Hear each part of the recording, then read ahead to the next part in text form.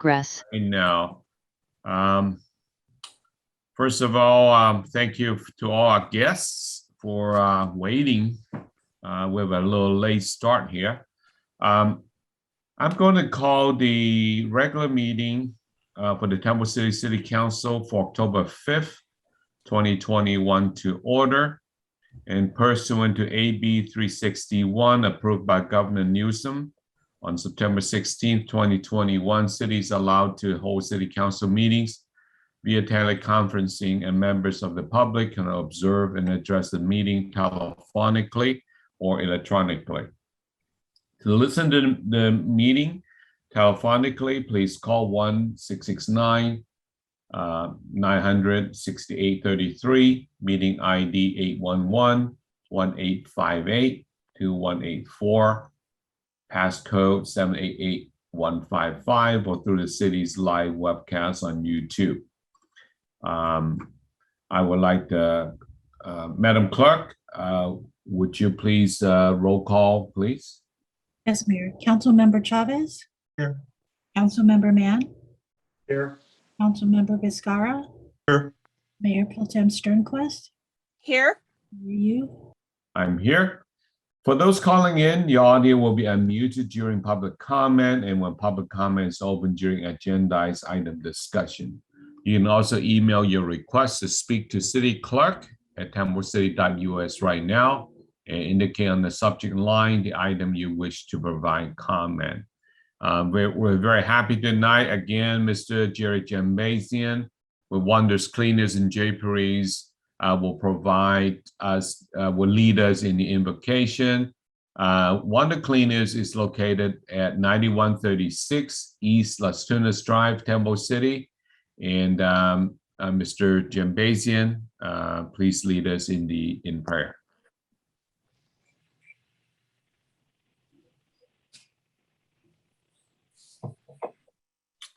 Mr.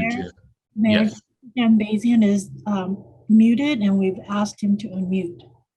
Yeah, please.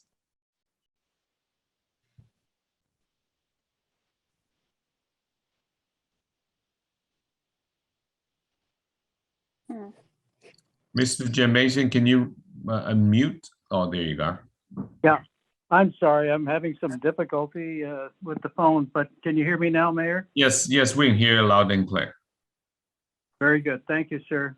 Let's bow in prayer, please. Dear Heavenly Father, we come again to you tonight to ask for your blessing and guidance. It is not easy managing a city of 36,000 during times like this. You have placed each member of our council along with support staff for such a time like this. I pray that you would give compassion and wisdom in their decision-making tonight. We have much to thank you for.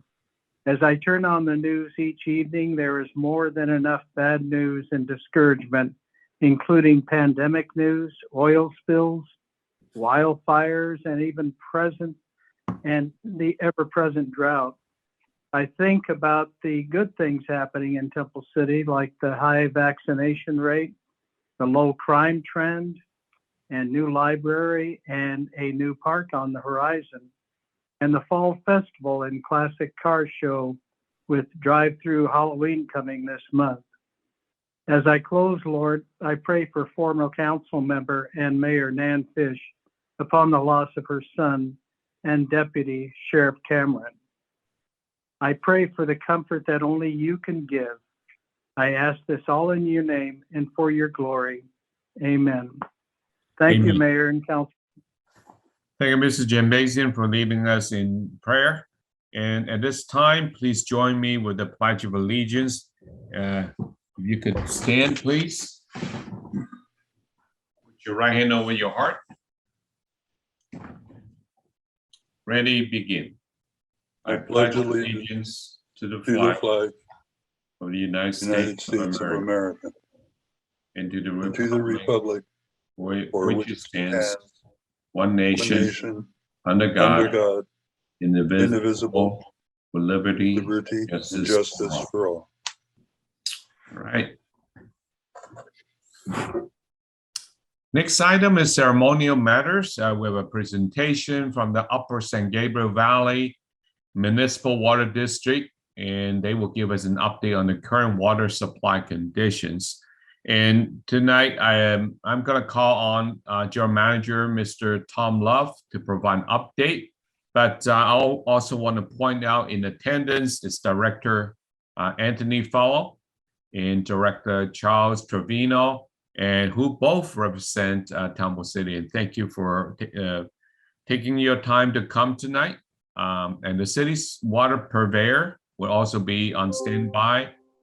Ben Lewis with the Golden State Water Company, Brian Barreto with California American Water, and Ken Chung with Sunny Slope Water Company. They're also with us in case there are questions. Thanks so much, and Mr. Love, would you please, you can begin. Thank you.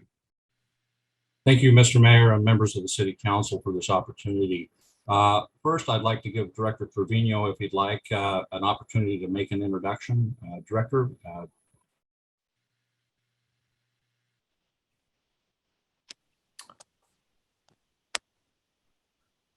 Director Trevino, good evening. Yes, thank you, Tom. Good evening, Mayor Wu, members of the council.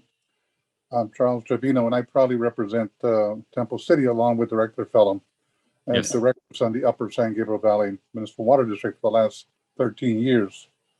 Upper District is a regional water wholesaler for 26 water retailers and 17 San Gabriel Valley cities, including Temple City. One of our primary responsibilities is to import water from the Bay Delta through connections with Metropolitan Water District to replenish the local groundwater basin and ultimately help restore water supply levels to meet the region's water needs. I'm sure many of you have seen the media coverage on the governor's drought declarations and his calls for voluntary water reductions amid the worsening conditions. To shed light on this, as Mayor, you have stated, and to update you on our drought resiliency actions, I'm joined by General Manager Tom Love.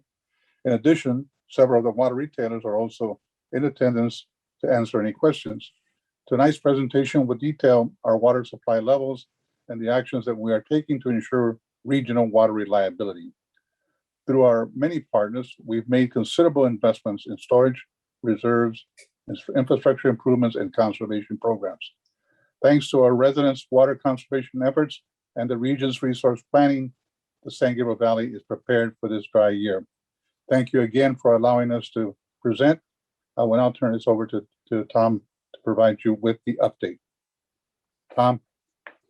Thank you, Director Trevino. As Director Trevino mentioned, I am going to talk about the current water supply situation, both here locally in the San Gabriel Valley, but also on our imported supplies from Northern California and the Colorado River.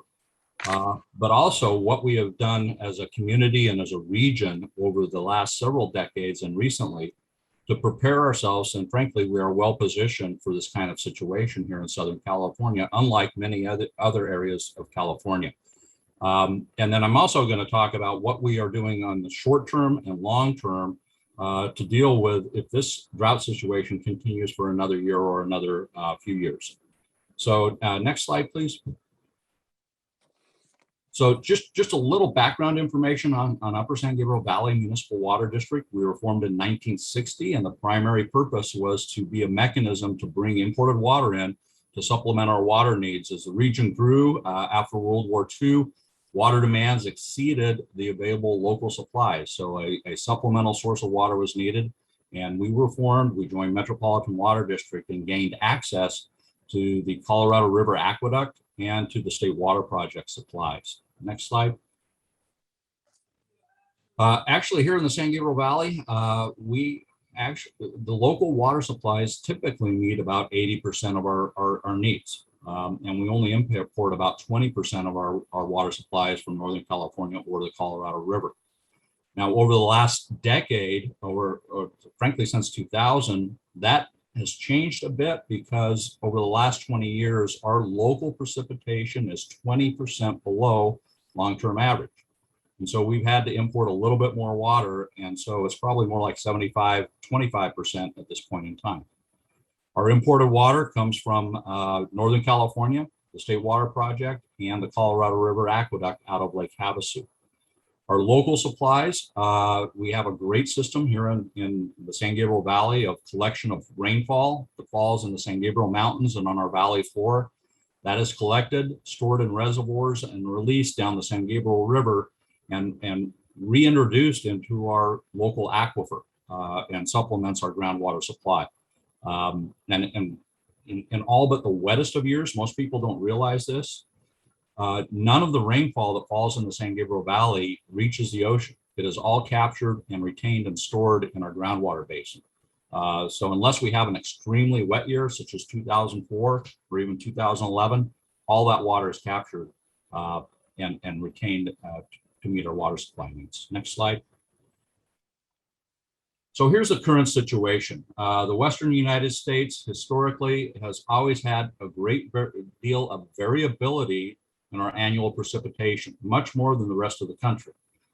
So our rainfall here in the San Gabriel Valley averages about 18 inches a year, but it can go down as low as 6 inches a year, such as 2001, or as high as 40 plus inches a year as it did in 2004. But the point is it can be extremely wet or it can be extremely dry. And our dry periods tend to last a couple of years at least. In fact, 2001 is the third driest year on record in the state of California. Earlier this summer, Governor Newsom declared a drought emergency in 50 out of 58 counties in California, and Southern California was not included in that drought emergency. And the reason is we have invested as a community and as a region in water conservation, increasing our local water supplies through water recycling and groundwater recovery, much more than the rest of the state. So as I said, we are well positioned for the situation, but we do need action from our communities. So the governor currently has called for a 15% voluntary water use reduction throughout the state, including Southern California.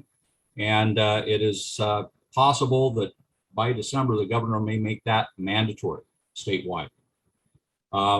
In August, the Metropolitan Water District Board did declare a water supply alert.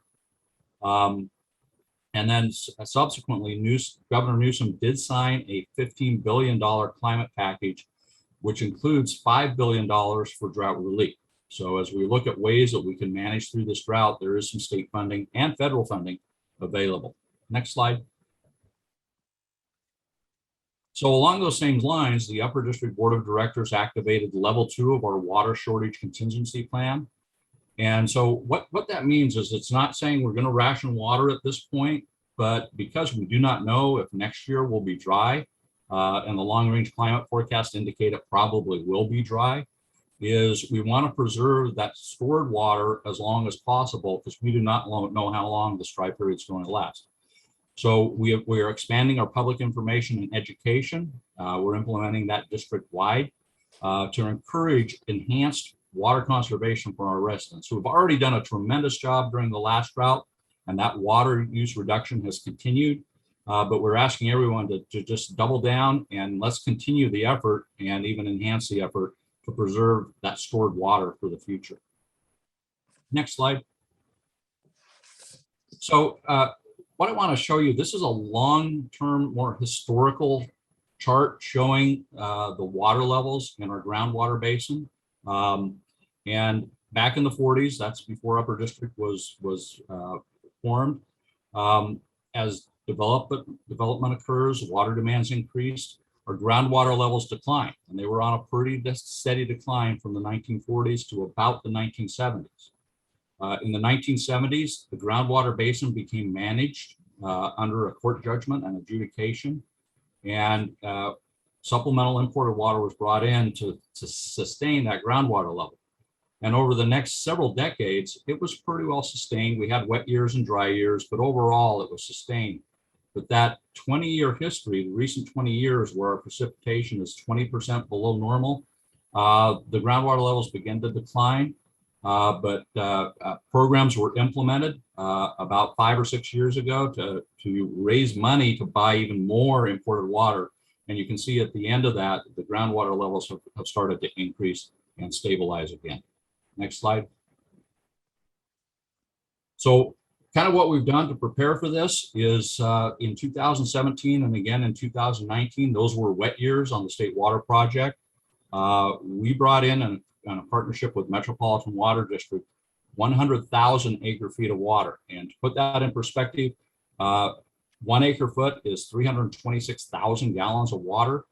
And 1 acre foot is enough for 3 households for an entire year. So that's a significant amount of water that we brought in advance of this current dry period. In the short term going forward, Metropolitan is on the early implementation of a large recycled water project. It will be the largest of its kind in the country when constructed. And in phase 1, there will be a pipeline that comes to the San Gabriel Valley and supply our groundwater replenishment needs. And it has the potential of eliminating our dependence on the state water project, which is a tremendous accomplishment.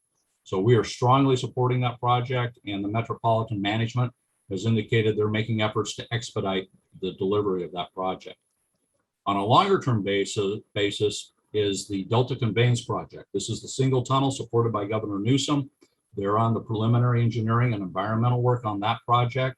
It is a much larger project and will take approximately 20 years to complete, but it will increase the ability to move significant amount of water from Northern California in those wet years, when normally that water would go into the San Francisco Bay. And now with this tunnel, they will be able to move a significant amount of that water into the state water project and store it for future use. Next slide. So I really like this chart because it really tells us the story of how well our communities have responded to water conservation and the last drought. So if you go back to about 15 years ago and you see that black line shows you how much water was used in the San Gabriel Valley, and we have significantly reduced our water demand on a per capita basis in the valley. And so I want to thank the communities for their efforts in that regard. And this year, we're going to ask you to do a little more, and I'll give you some tools in a moment to let you know how you can accomplish that. Next slide. So on our webpage, upperdistrict.org/drought, we have fact sheets and some conservation materials. There are other water saving resources. There are rebates and incentives available from Metropolitan Water District on their website, bewaterwise.com. There are educational videos on how you can do things on your home and in your backyard to conserve water. And we have a new program. This is we call it the Water Smart Home Program. And so as many of you know, for years, we've been giving away low flow toilets and low flow shower heads and other devices, but we haven't fully entered a lot of the disadvantaged communities in our region.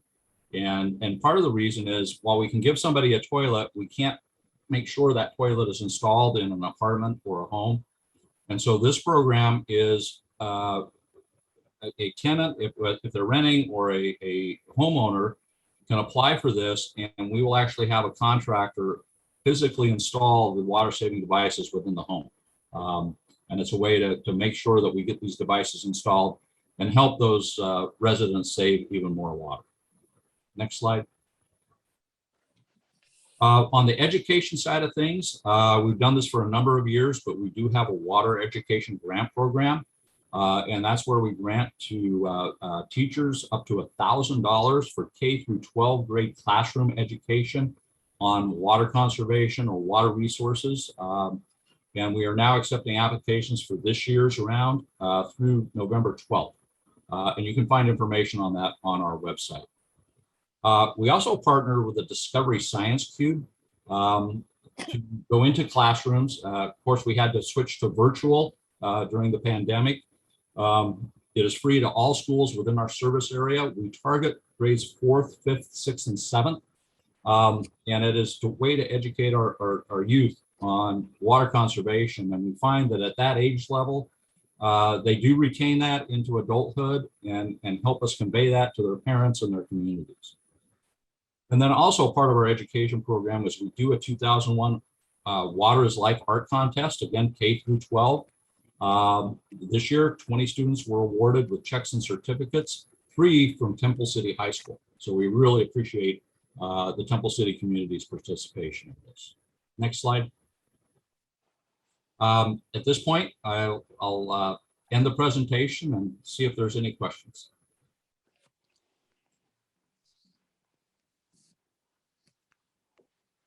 Do you have any questions from the city council for Mr. Love or the director Trevino or director Fellow? Mayor, you can ask one question. Yeah, please. Anyway, thank you for that presentation, Tom. You mentioned the 15% voluntary reduction. Can you explain what the reference point that 50% is taken from? Yeah, that's a great question. A question we've been wrestling with because the base year for that was 2020. And the reason that's a challenge is 2020 was a wetter year. It was actually about a normal precipitation year here locally. And so water demands change based on the weather. And so in a wet year, our residents do not irrigate as much. They don't use as much water. So our water use was frankly down in 2020. And now the state is asking us to reduce 15% below that. And so that's going to be a challenge because 2021 was an exceptionally dry year and therefore water use has gone up. So we're working hard with the state. If it becomes mandatory, we will work with the governor's office, the administration, and the State Department of Water Resources, as we did with Governor Brown in 2014, when it was a mandatory 25% conservation, to make sure that it's recognized that coastal areas have different water use patterns than inland areas. And areas that have already conserved a lot and are continuing to conserve are different than areas who have not continued to conserve. So it's a bit of a challenge, but we look at that data very carefully and work with the state departments to hopefully, if they make it mandatory, that we can do it in an effective way that recognizes the efforts that we've already put in towards conservation. Thank you. Mayor? Yeah, please, Mayor No, Bertone. go ahead. Let Mr. Viscara first. A simple question. How many inches of rain a year do we need to maintain a plateau, where we should be? So, our historical average precipitation in the San Gabriel Valley is about 18 inches a year. And so if we were able to get 18 to even higher for several years in a row, then that would help. But frankly, given how dry the soil is and the canyon basins are and the canyon reservoirs, we would need to get, multiple years, probably well above 25 inches to really start to recover the basin. Now, in 2011, it was about a 35-inch precipitation year. But that was the last significant rainfall. We did okay in 2017 and again in 2019, but it wasn't quite enough because we had multiple dry years in between those. But a few years ago, I got to go on a tour where they took us up to the dam in the San Gabriel Mountains. Mm-hmm. And then we traced the route back down here. And it was illuminating. It was really interesting. And it gave us a good feel for how the water flows and where it goes, including what you said previously about the San Gabriel River and the fact that the water never reaches the sea because we reuse it. So I would recommend that to anybody. Thank you. Mayor? Isn't that where they used to test their torpedoes?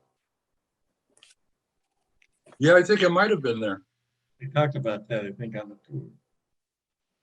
Yeah, Mayor Bertone, you have a question or comment? Oh, I just wanted to encourage anyone who wanted to go on the tours up to the Delta, and Fernando and Viscara and I went on that tour together. It was really interesting and not that far. But I was wondering if we could have our directors or the water directors, Mr. Trevino and Mr. Fellow, share exactly what portions of Temple City they serve. For the longest time, I thought we only had Charles Trevino. Yeah, and Mayor Pro Tem, I think I can partially answer that question. So 10 years ago, so every 10 years, we do we review the census data and then adjust our district boundaries. And I believe prior to the 2010 census, Director Trevino did cover the entire city of Temple City. But in that redistricting to balance both population and ethnic diversity, we made some adjustments and the city split. I can't tell you offhand. So Director Fellow probably is the northeast portion of the city, and Director Trevino is the southwest portion of the city. Mayor Pro Tem, we can get you the specific information on the maps that show that exact district boundary. Yeah, I think that I'm in the northwest section, and I didn't see Mr. Trevino on the ballot, so I'm assuming the northwest section is actually Director Fellow. Yeah, so Director Fellow does cover the cities of Arcadia and Monrovia, and then comes towards Director Trevino, which of course covers Temple City, San Gabriel, and South Pasadena. Okay, I tried to look on the map, but it was somewhat confusing. But anyway, thank you so much for that information. Certainly. And thank you to both of the gentlemen. Thank you, Mayor Pro Tem. I really, this is Director Trevino. I really enjoy representing the city of Temple City. I really, my times of serving the city has always been a pleasure. So I look forward to continuing to serve the city of Temple City. Thank you for that. Yeah, and again, thank you for working with our city. Every time I pass by the front of City Hall on this side, I'm very grateful for the partnership with the Upper District that you made happen for our city. So thanks again, Charles. Thank you. Any other questions from the City Council? I only have one myself. I think in the last drought, there have been some programs incentivizing people to take out their lawn and replace it with zero-scape or low water consumption landscape. Do we still have those programs? Yeah, so the original turf rebate program from the last drought, Metropolitan spent well over $300 million on that program, and it was very successful. In fact, they had what I would call a domino effect as people in neighborhoods started to change their landscape with the incentive payment.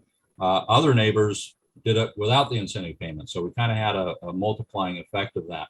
The program still exists. It's been refined, and it's now called the Landscape Transformation Program. So there is still funding available because some people, unfortunately, did take advantage of the original program and got funding for things that weren't necessarily supportive of a long-term program.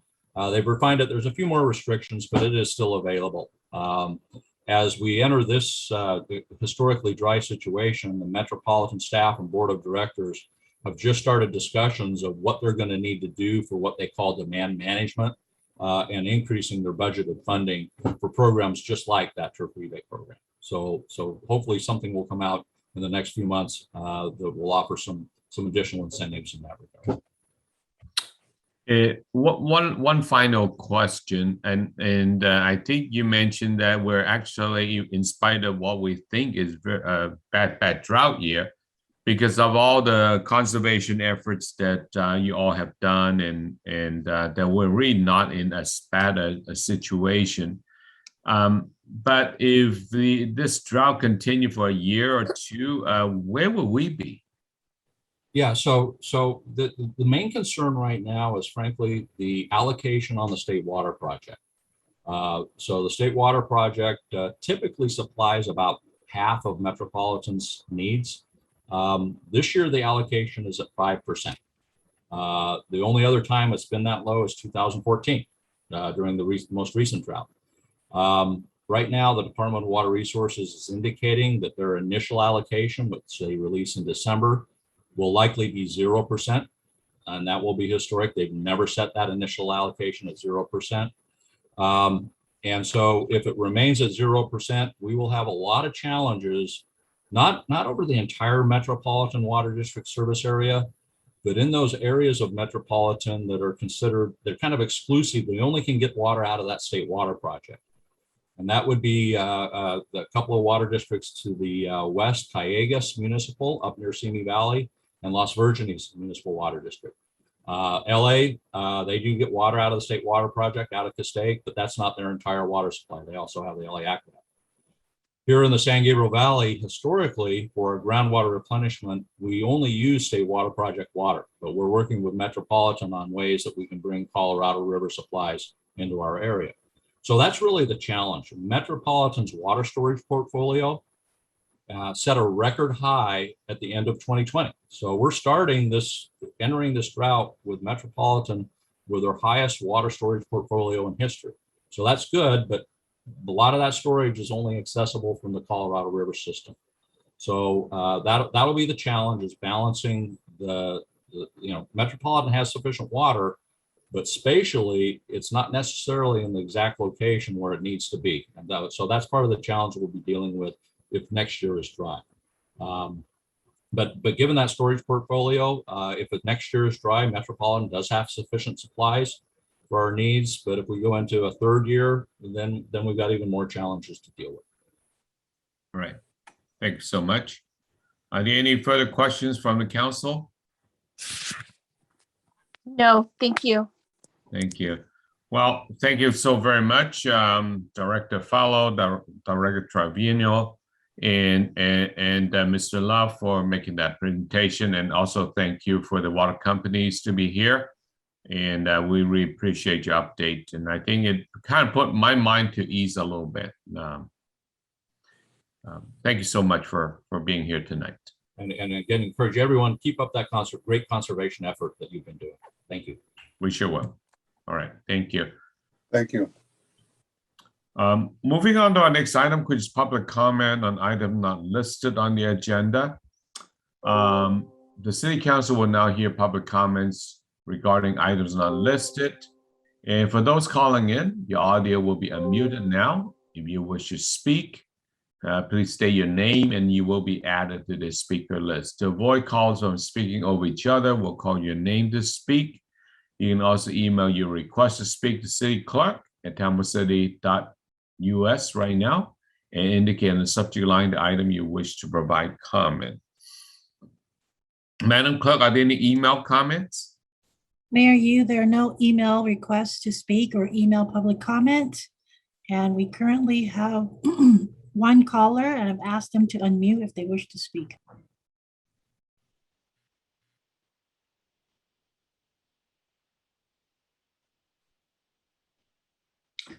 So I guess that one caller, if you want to address the council, now's the time.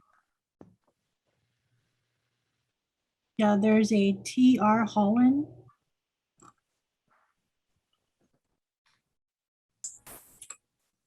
This is Troy Holland. I was just with the water companies, so I'm just getting ready to leave off. Okay.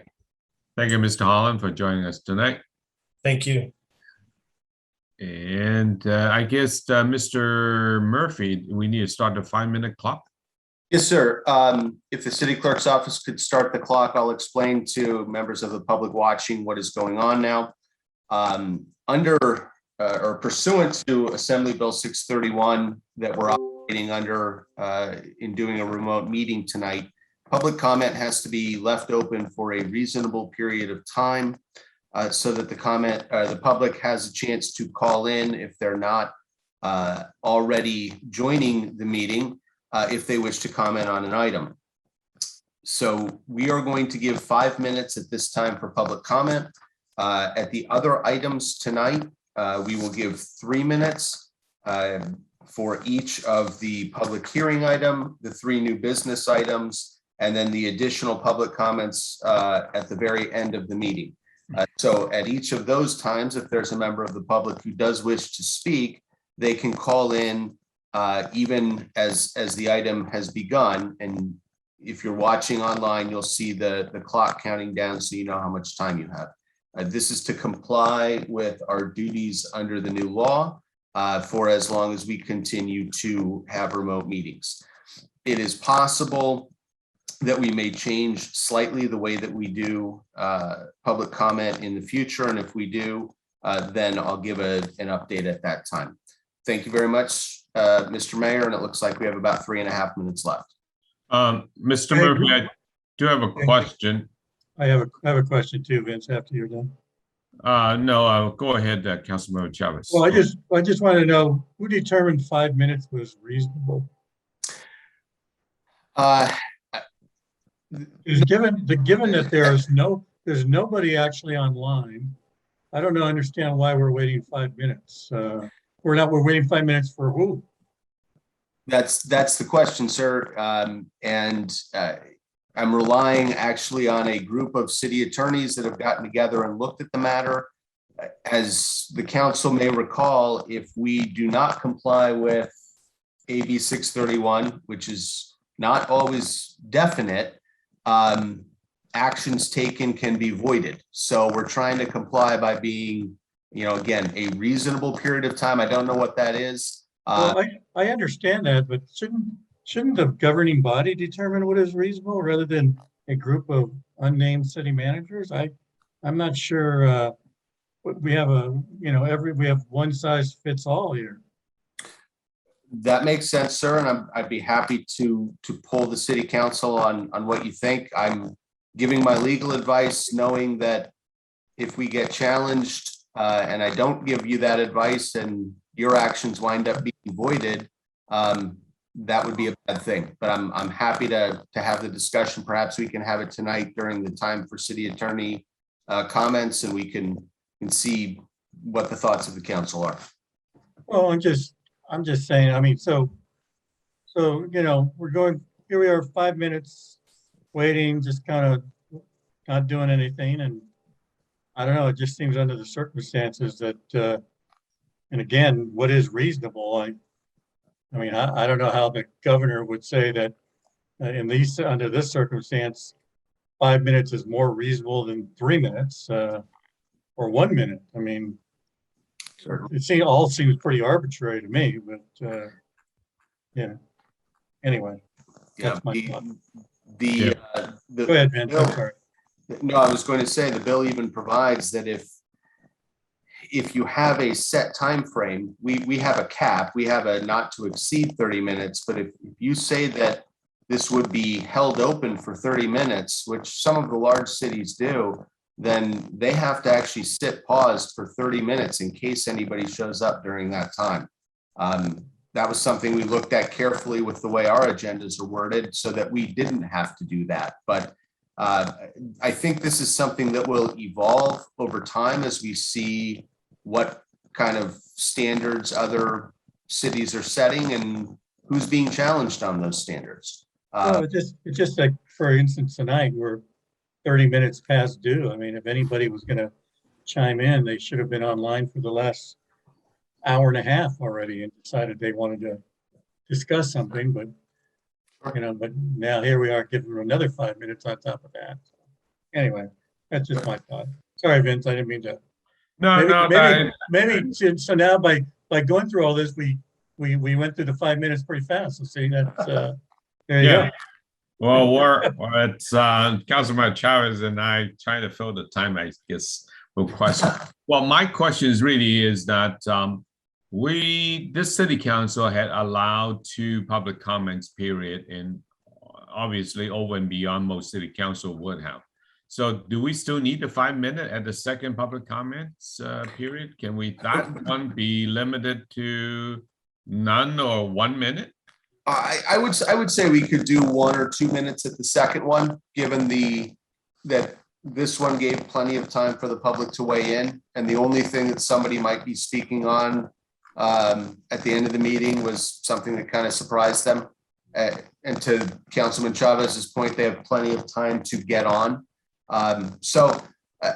Yes, I do think, and like we talked about, the agenda items would be lesser time because there's a staff report before the public speaks. This early public comment can kind of surprise you. So we'll keep looking at it and we'll modify it as we need going forward, while we continue to work under the new law. Yeah, And sorry to prolong this, but the next item is consent calendar. So does that mean in consent, we normally ask if there are any emails or public comments or holding it? Does that mean that we still have to provide a 5-minute or 3-minute? I would think that the consent would be reasonable, that it would be a minute. You've literally just provided 5 minutes for people to get on. So I think a minute would be reasonable under that circumstance. Okay, with that, well, let's move on and hit it. Next item is consent calendar. All consent calendar item may be approved. And actually, by the way, can I ask people, give people the 1 minute when I first started? And then while I'm reading all this, that'll be that 1 minute, right?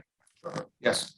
Yep. So if you want to talk, please call in right now. But in the meantime, I'll read this. All consent calendar item may be approved in a single motion as recommended. Remove for discussion. If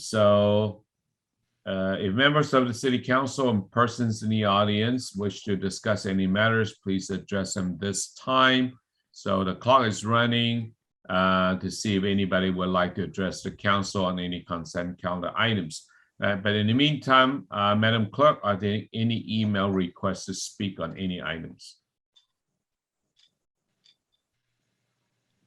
Mayor Yu, there are no email requests to speak or email public comments, and we do not have any callers on the line.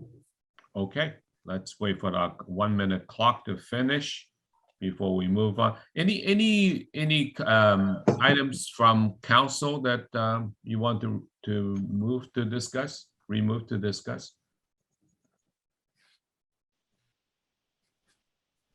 Hearing none, we're ready for motion. I'll move to approve the consent calendar. I'll second it. Madam Clerk, a roll call vote, please. Yes, Mayor. Councilmember Chavez, Yes. Councilmember Mann, Yes. Councilmember Viscara, Yes. Mayor Pro Tem Sternquist. Yes, yes. Thank you. Mayor Yu, Yes. So consent calendar carried. Next item is public hearing. We have one item, which is introduction and first reading of ordinance number 21-1057, amending Title 2, Chapter 6, Article C, Section 5 of the Temple City Municipal Code for the Art in Public Places program. Mr. City Manager. Thank you, Mayor Yu, members of the council. Based on the council's input at our 2 meetings ago, Mr. Matsumoto and Mr. Murphy have worked on a new ordinance, which is before you tonight, and Mr. Matsumoto will provide a very brief introduction and presentation. Mr. Matsumoto, please. Thank you, Mayor Yu. Good evening to the City Council. I'll keep my comments brief. We incorporated the comments from the City Council meeting on September 7th to modify the Art in Public Places ordinance pertaining to donations and other charitable gifts. So in the staff report, we redlined the changes, which basically amounts to allowing or giving the Parks and Recreation Commission initial review of any donation or charitable gift as it relates to the Art in Public Places program. And after the recommendation by the commission would then go to the City Council for review and action. The other changes we did make to the municipal code were those comments by the City Council to make it more specific donations and other charitable gifts specifically to the Art in Public Places program. So this item is before the council for first reading, and we do have a second reading scheduled for October 19th if approved by the council. I'm available if there's any questions. Okay, I will go around the council. And Councilmember Chavez, do you have any questions? No questions, thank you. Councilmember Mann, any questions? No questions. Councilmember Viscar, any questions? No question. Mayor Pro Tem Sternquist, any questions? No questions. I don't have any questions either. At this time, Madam Clerk, will you start the clock? I'm going to open the public hearing. First of all, let me ask you, do we have any email public comments? Mayor Yu, there are no email public comments and there are no callers on the line. Okay, so let's wait for our 3-minute clock. Okay, our time is up, so I will close public hearing. And any final council comments or questions? And again, I'll start with Councilmember Chavez. No, I have nothing further. Thank you. Thank you, Adam and Greg, for putting this together. And I think it'll be a much more efficient way of doing these things. Thank you, Councilmember Chavez. Councilmember Min, any final comments? I appreciate the changes and I think we're good. Thank you. Councilmember Viscar. Doing it this way seems more appropriate than catching them as they come up and bringing it to the council. So yeah, that's good. Mayor Pro Tem Sternquist. No comments, just thank you. I agree with my council members and thank you for cleaning up the language. And I'm in agreement. Any council motions?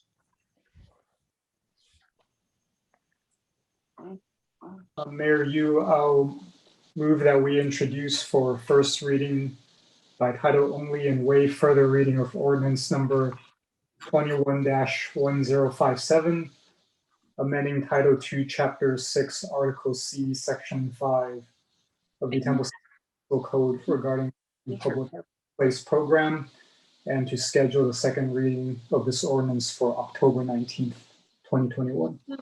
I'll second. It's moved and seconded. Madam Clerk, roll call, please. Mayor, Councilmember Chavez, Yes. Councilmember Mann, Yes. Councilmember Viscara, Yes. Mayor Pro Tem Sternquist, Yes. Mayor Yu, Oh, shucks. Yes. Mayor Yu. Yes. Mayor Yu, would you, may I read the title? Yeah, please.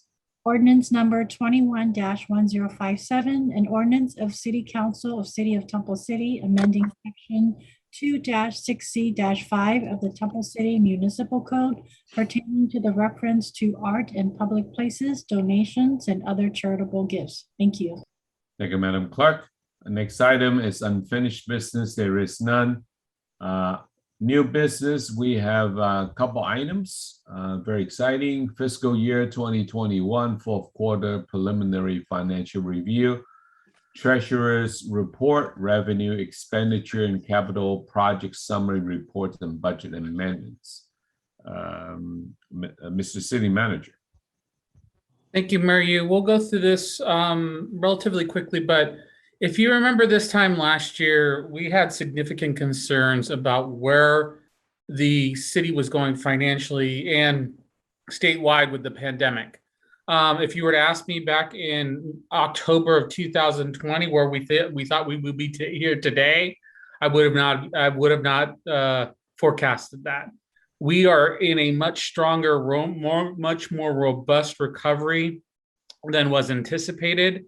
And we do have really a foundation that we have seen over the last 3 quarters, and as we've been looking at most recent trends as well, to move forward as an organization. The revenue increases on sustainable revenue increases in our staple revenue sources, property tax, sales tax, and VLF have remained strong and have grown. Activity on the community development front with permitting, which was one of the significant adjustments we made, has not recovered to pre-recessionary levels, but has recovered very robustly. And then lastly, I have to thank Susan Pagaras, who is our Administrative Services Director, who really acts as the city's CFO, and each of the department heads and all of the staff and our city attorney and others who really took a conscious effort in looking at the expenditures that they had, what they were bringing to the table, how much services we were employing in order to control our expenditures while still not, skimping on service to the community and even internally with service to each other, either through the city attorney's office or other services. So I thanks to all of them for their work. And so Susan will go over very briefly a quick presentation, if that's okay, Mario. Yes, please, Director Parkes, please begin. Can you hear me? I'm not Yes. sure. Oh, you can't hear me. So it's just the camera that's not working. So I will not have a video on, but my microphone is working. So I will share my screen.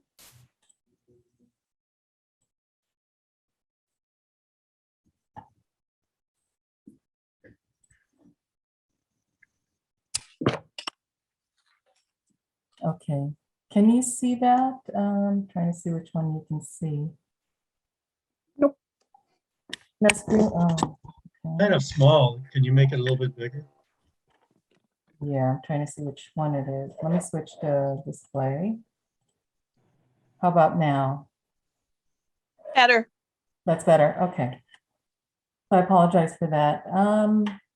So good evening, Mayor Pro Tem, council members. Tonight, this presentation is regarding the fourth quarter preliminary financial review for fiscal year 2020-2021. And tonight, we're asking the council to receive this report for the fourth quarter preliminary financial review and related reports. Also to approve and authorize staff to revise revenue and expenditure budgets for fiscal year 2021. The overview for tonight's presentation is real brief. We'll go over an analysis of our financials. The general fund, as you know, is our main operating fund. So that's what I'll be covering primarily tonight regarding the revenues, expenditures, its fund balance. Then I'll end it with a conclusion and outlook of the city's financial status. So in analyzing our actual revenues and our actual expenditures, we are calculating that we will have a surplus in the general fund. And I'll go over the reasons why. And then on the non-general fund, real quickly, same thing, our actual revenues for those funds who receive property taxes, such as the Lighting and Landscape District with the ad valorem property taxes. And then also with those special revenue funds that receive sales tax allocations, like our local return funds, such as Prop A, Prop C, the Measure R and Measure M. Their revenues, actual revenues, also have come in higher than budgeted. And then as far as expenditures for the non-general fund, they are coming under primarily because the CIP projects were not started in fiscal year 2021. So attachment A of the staff report includes details of the budget amendments that we're proposing tonight. For the general fund, the revenues total a change of increase of $821,050. This is to align our actual revenues with our budget. Same thing on the expenditure side, though, it's a decrease of $254,080. So our actual expenditures at this point are lower than what we expected. In applying all these amendments to the general fund budget, we're estimating our net operating surplus, which does not include one-time expenditures, will be $1,358,000 around there. However, when we apply a one-time expenditure of $48,000, the estimated operating surplus or estimated surplus is $1,310,000. With this surplus for fiscal year 2021, the estimated year-end general fund balance or reserves will be $21,408,253. At this point, I'll stop if there are any questions. Okay, I'll move forward. So this are some of the budget amendments we're requesting on attachment A. These are the major revenues. We have the building permit fees, encroachment permit fees, and if we move down to plan check fees, these are all related to the community development activities. We underestimated the activities or transactions we were going to have for fiscal year 2021. So for these three revenue streams, it's almost, I believe, $264,000 increase in our revenue, actual revenues. So as you can see, we're requesting these adjustments. We also are asking for franchise fees adjustments. Again, third quarter, it was pretty low, and fourth quarter, we received several of the franchise fees payments, which, the actual revenues are actually $639,000 and 510. So to align with the revenues, we're requesting a budget amendment, or to align with the budget, we're requesting an amendment of $79,510. Then the other two larger revenue stream for the general fund, the property tax allocation and sales tax, they have come over budget. We really did not expect this much, especially with sales tax. The property tax allocation, we were requesting almost $290,000 higher than our budgeted amount. And sales tax, which is a big surprise, we're proposing $197,000 budget amendment to get our budgeted amount to $1.822 million. Susan, real quick. Yes. Susan, real quick question, going back to the last slide on the property tax increase. Do we know if any of that's due to Prop 19, which changed the rules regarding transfers between parent and children? I don't have that detail, Councilmember Chavez. I can look it up for you and get back to you. Well, I'm just thinking that it might have something to do with that, because the fact that the old law was that when transfers between parent and child, let's say parent dies, the child could retain the tax assessment of the parent. But since Prop 19 was passed last year, that was changed this year, and the child does not keep the same tax basis or the tax assessment unless they decide to live there. And I'm wondering if that's, I got to believe that that's, I mean, the whole idea of that bill was to raise revenue, or at least one of them. I'm wondering if that's, we're starting to see the fruits of that. Yeah, our reports don't identify the type. Yeah, they probably don't go into that detail. All right, thanks. I just was wondering. So next slide, as usual, my usual graph, just to show you the changes in the categories of our revenues. Sales tax, again, as I mentioned in the budget amendment, the property taxes, miscellaneous revenues slightly, and that miscellaneous revenues include franchise fees, the governmental, intergovernmental revenues, it also includes rental income.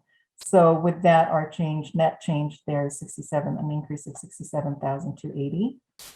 Our vehicle license fee is 0 because we made the adjustments at the third quarter report. And then license and permits, again, their actual revenues are aligning to the current budget. Then the charges for services include the community development activities like the plan check fees, encroachment permit fees, and building permits. So that's about almost $270,000. So here our current budgeted revenues for general fund is $14,069,245. With the proposed budget amendments, it will increase to $14,890,295. On the expenditure side for the general fund, these are just some major categories. Again, the details will be in attachment A of the staff report. So here we see annual events, parking administration. Those two are affected, were affected with the COVID-19 pandemic, as we did not have any events. So our costs were, or we didn't have an in-person event, so the cost for that was minimal. And then parking administration, with the suspension of the enforcement of parking, the services for the third party are lower. The professional and special contract services is related to the community development revenue activities. The more services we provide, the more services we need from our third party contractor. So that mainly is the $133,160 increase comprises mainly of the increase in those services.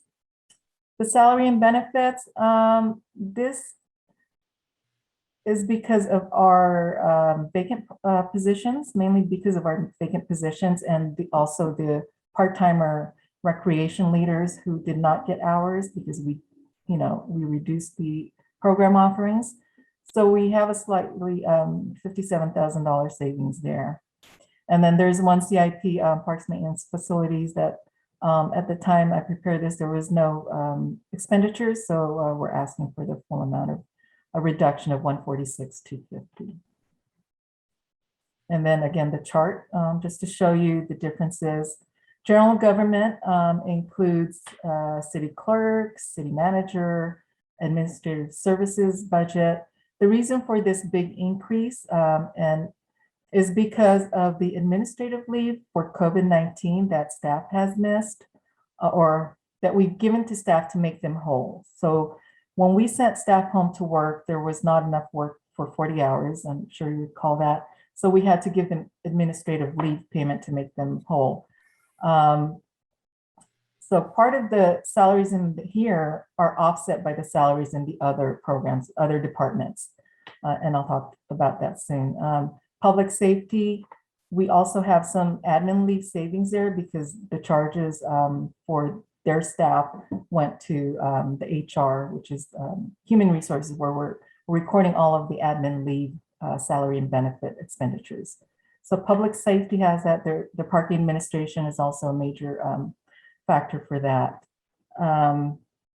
Community development, again, the net is 94,300 increase, and primarily for the professional services contract we use to offset with the revenue increases. And then parks and recreations were the largest savings that we're experiencing, and mainly because of part-timers salaries. That's where we're realizing the savings. We're also realizing some savings in the full-time parks maintenance, both on the parks maintenance side and tree trimming side, either from vacant positions or the admin leave status. So that's why it's increased, along with the $146,000 CIP budget. Public Works, the $110,000, mainly from engineering services. We did not use a lot of those services this year. It was, that line item is being asked to be reduced by $81,000. And then there are some salary savings as we didn't fill the positions timely as I had estimated. So currently our expenditure budget for general fund is $13,840,000. And with this proposed, with the proposed changes in on attachment A, we're reducing the budget to $13,585,995.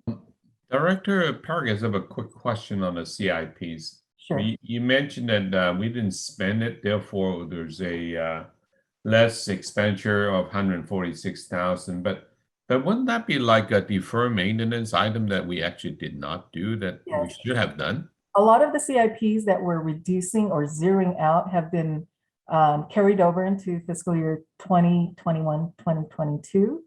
Right. So a lot of them have been budgeted or rebudgeted, carried over into this current fiscal year. Okay, thank you. So the general fund balance, this is what it looks like now. So we have the current budget here.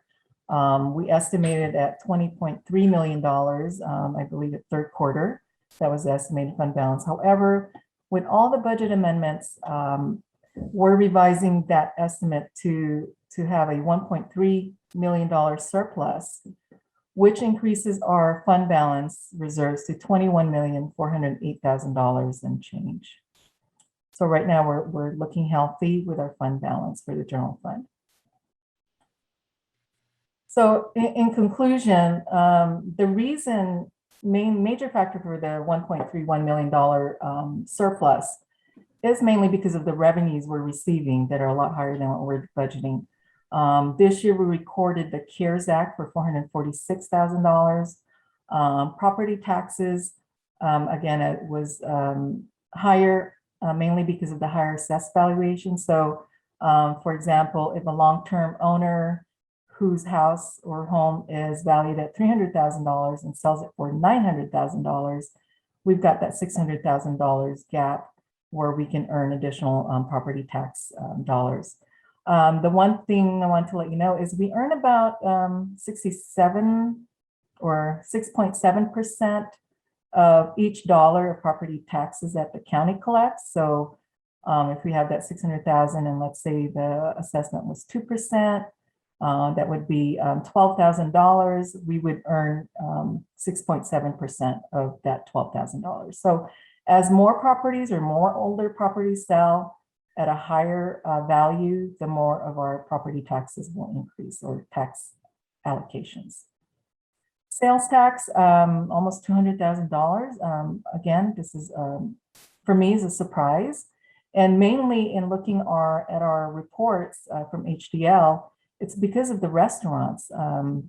We earned in fourth quarter over $100,000 from restaurant sales tax. That's fourth quarter, not the year. So we're doing well there, and I'll talk about it in the outlook. And then the county pool also, we received higher revenues there. So of our total sales tax revenues, which I believe is $1.82 million, 52%, a little over 52% of that is from the restaurants and state and county pool. Then lastly, community development activities. Those also coming in at a higher actual revenues than what we estimated, almost $270,000. So these four items are primarily what makes up the $1.31 million that we're estimating the general fund would have as a surplus for fiscal year 2020, 2021. So the outlook, as you know, our sales tax have been impacted by the COVID-19 restrictions. However, when the restrictions were lessened, I believe that's when the restaurants started allowing people in, and that's when our sales tax revenues increased. Mind you, let me remind you, even though our sales tax revenues are higher than budgeted, it's still almost $100,000 less than fiscal year 2019-20. So hopefully as more businesses, as more of the restrictions are lifted, more people are controlling COVID-19, the virus, the illnesses, hopefully more businesses will start opening up, customers will start coming, and hopefully more businesses will approach some kind of normalcy. And just to let you know, our sales tax revenues back in fiscal year 18-19 was over $2.2 million. So hopefully if we can get back up to the same type of activity, you compare $2.2 million in 18-19 to $1.8 million in fiscal year 2020, that's a $400,000 change there. So hopefully my outlook is that we'll continue to receive additional sales tax income. Going on to property tax allocation, as you know, the borrowing cost is a lot lower with interest rates low. So more buyers are shopping for homes. Unfortunately, the inventory isn't there, which is causing the high priced sales or the listings of properties that are for sale. So and there's also a bidding war. For the city, that's a good thing for us. As an individual, that's a bad thing. But I do expect our property tax assessments or allocations to increase over the years as property values continue to increase. Then lastly, and I'll talk about the American Rescue Plan Act of 2021 as the next presentation. We are allocated almost $8.6 million, and they are available for one-time projects. And what ARPA does, American Rescue Plan Act, ARPA does, is that it'll help us sustain our general fund reserve balance. So our outlook right now, I don't want to jinx it, but we are looking compared to other cities, we are on the right track, hopefully continue to move forward, with the sales tax, property values. So that is my presentation for today.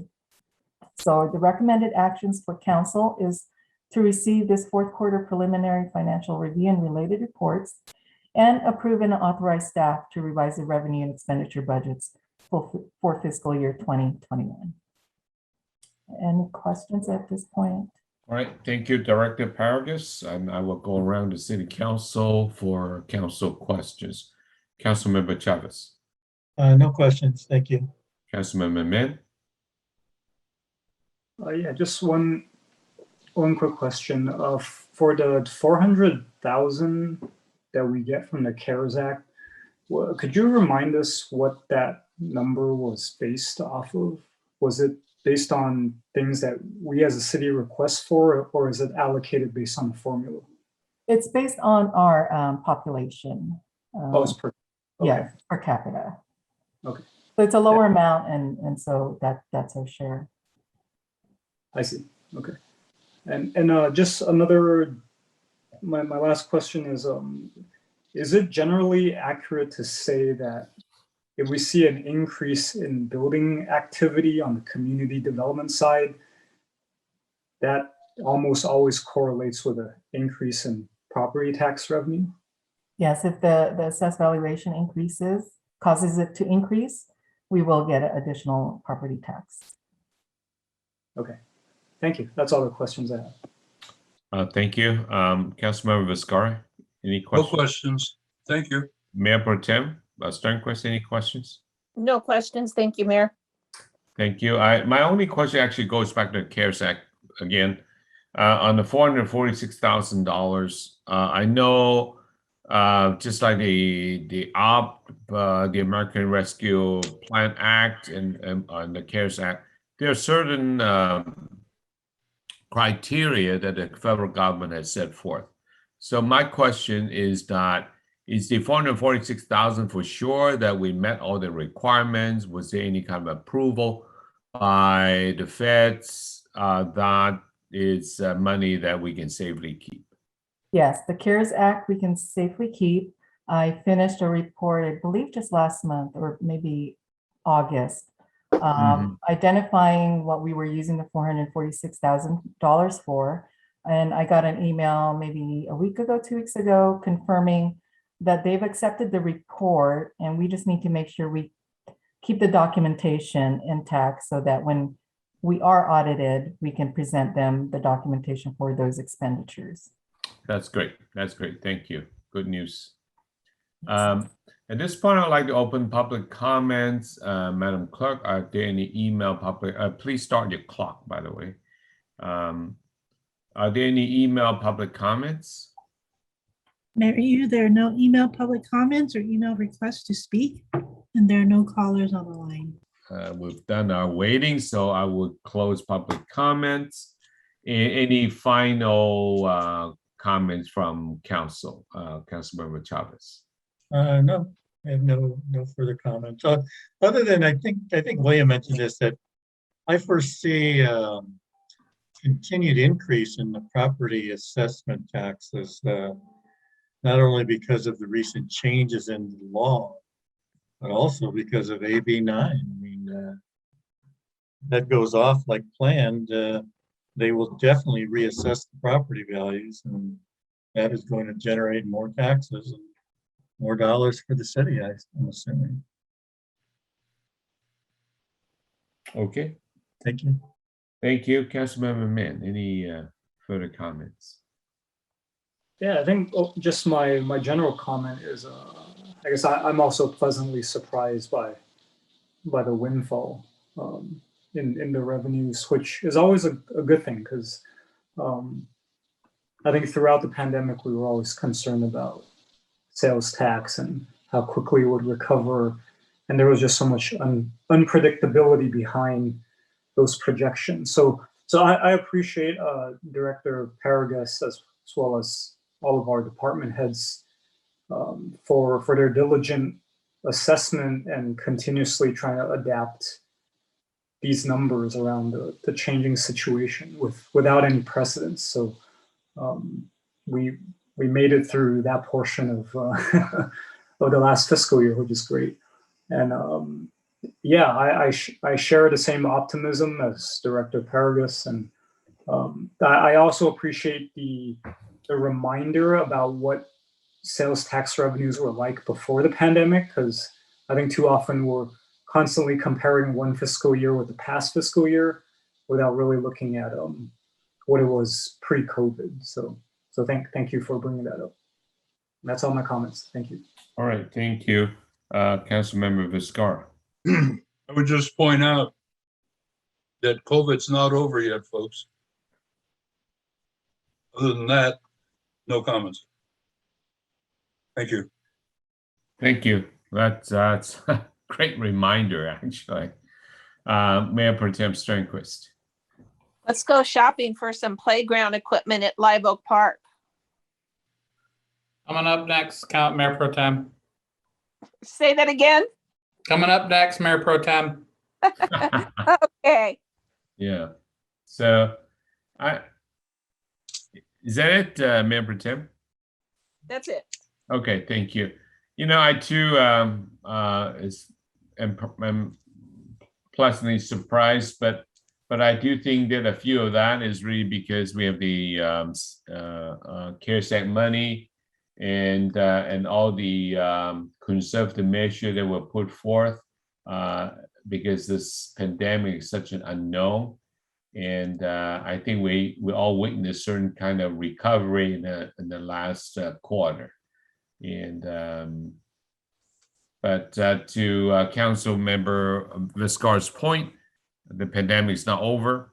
We're still in it. And finally, my point is that I was reading something online, and certain economists, and actually I heard it in a couple of places, not just online. As you may know, I went to the League of California Cities Convention, and I heard one economist from UC, I think Santa Barbara, talk about that he actually thinks that the stock market and the housing market are probably at their peaks. So what does that mean to us? I don't know. He wouldn't forecast. He said if he forecasts, he'll be wrong. But I think while the property tax and everything is going up, there's always a chance that you can ask if we're at our peaks. So those are my comments. Do we have a motion to receive and file? I'll make a motion to receive and file. Second. And sorry, Madam Mayor Pro Tem, and to authorize staff to revise the estimates as indicated. Yes. Yeah. Okay, well, it's moving. Do we have a second? Yeah, I second it. Yeah, okay, thank you. Sorry, I didn't hear it. It's moving seconded. Madam Clerk, roll call, please. Yes, Mayor. Councilmember Chavez, Yes. Councilmember Mann, Yes. Councilmember Viscara, Yes. Mayor Pro Tem Sternquist, Yes. Mayor Yu. Yes. Moving on to the next item, which is related discussion regarding the allocation of the American Rescue Plan Act, ARPA, of 2021 fund. Mr. City Manager. Thank you, Mayor Yu, and members of the council. Both Ms. Paras and I will take on this project together, or take on this presentation together. Very briefly, this is more of a discussion item, and this will be brought back to you. So really what we want to get is your sense of, are we on the right track on some of the ideas that we've come up with? What other ideas do you have? And we'll, Susan will talk about some of the compliance issues, but this is not meant to be kind of a final list of things. This is an evolving list over the next couple meetings for us to discuss to where we get to a kind of a final list of projects. One of the things we did was we pulled up what you had discussed in prior years and of major initiatives, of major capital initiatives that you were looking for. So that list is included in your presentation tonight. Susan will identify some of those that were identified in the preliminary list that we've put together. And more importantly, also to what fund balance you have left over. So one of those items, to speak to Mayor Pro Tem's comment earlier, is playgrounds. Well, our playground equipment is quite old, and it is in need of replacement. It has passed its useful life. Staff has done a good job of trying to keep it maintained and safe, but it's past its useful life. So several other items too that we presented to you before tonight are part of, in combination with meeting the goals and the requirements of the American Rescue Plan Act, but also deal with some of the issues that we have in terms of operating the city and some of the maintenance issues and other issues that deal with useful life as well. So with that, I'll turn it over to Susan. Director Pbx.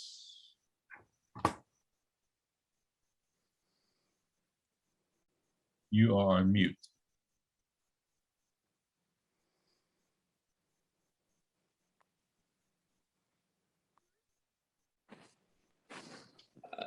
Sorry, Susan? I'm trying to, hold on. Okay. Yeah, now we can hear you. Okay, so let me get my screen up. Okay, thank you, Mr. Cook. So tonight it is, again, a brief explanation what the American Rescue Plan Act is, and also the proposed projects that staff have put together, along with the list of projects or programs that were presented to you in fiscal year 2019-2020.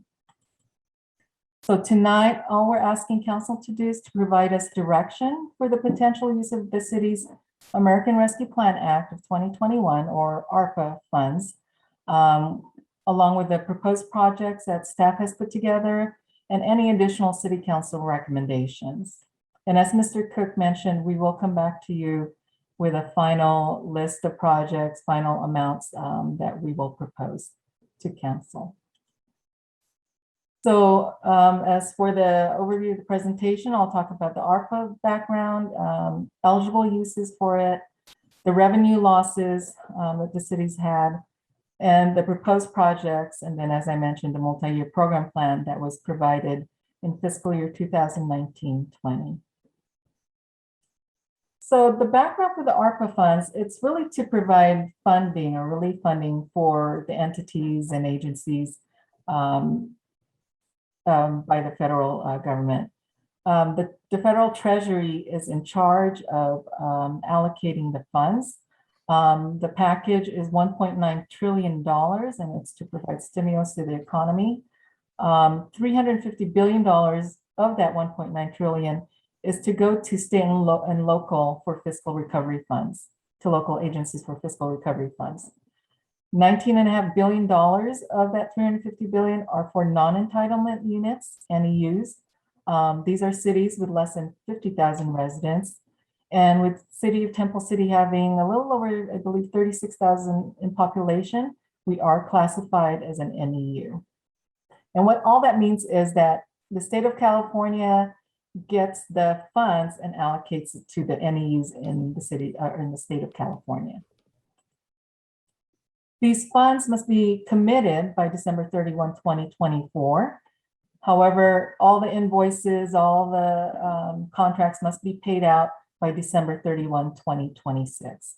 So our projects don't need to be completed by 2024. It just has to have an agreement or a contract that work will be done.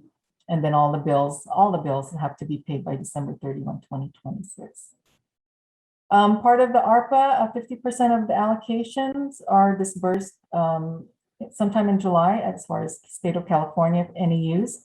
Any remaining, the remaining 50% of the allocation will be 12 months after. So hopefully in July 2022.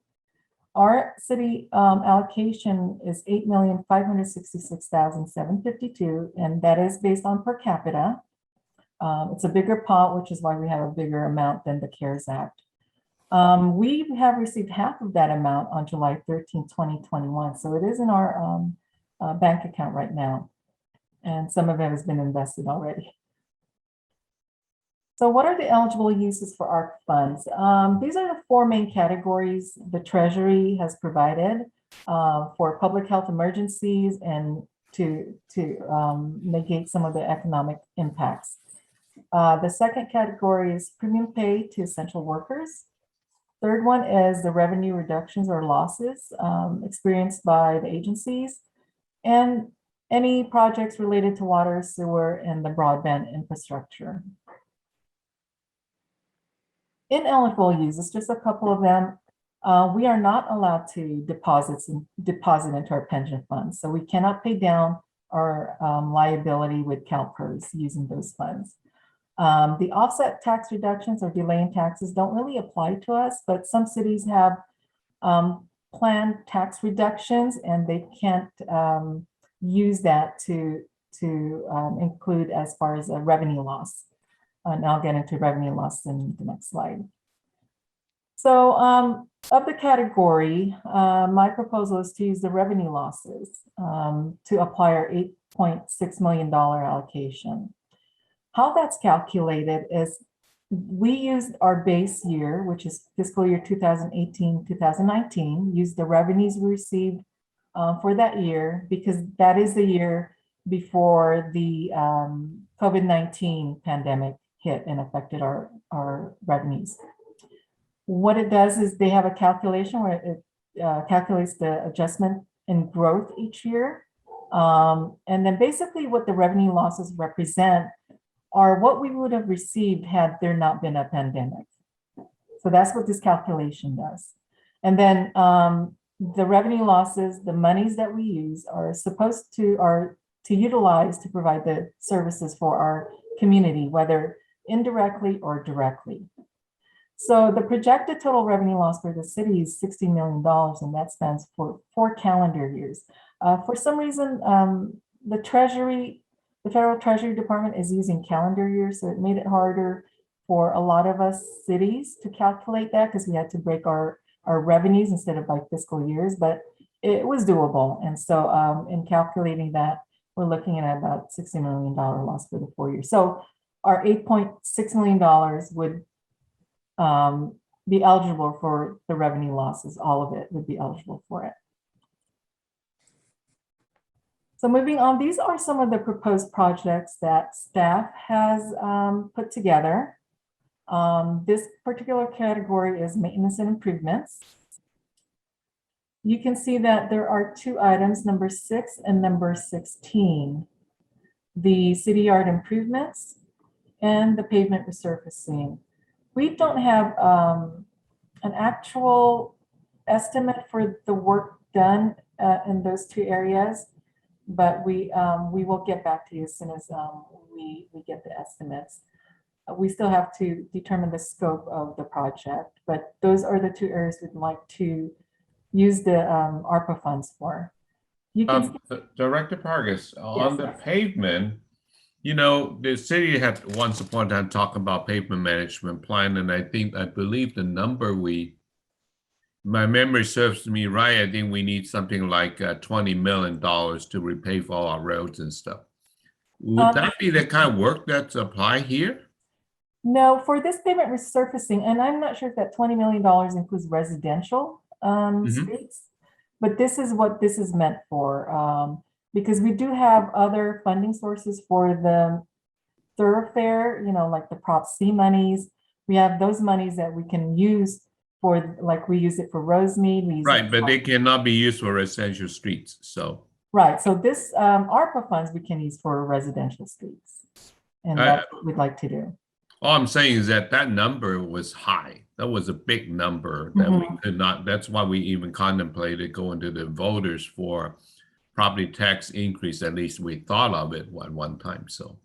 Yeah, it would not be a complete resurfacing for all our streets. It's, we would probably have to prioritize which streets require the resurfacing most with the big available funding. Maybe we can talk about that in the coming meetings. Yes. I have a quick one. Sure. How many charging stations do you get for 200,000?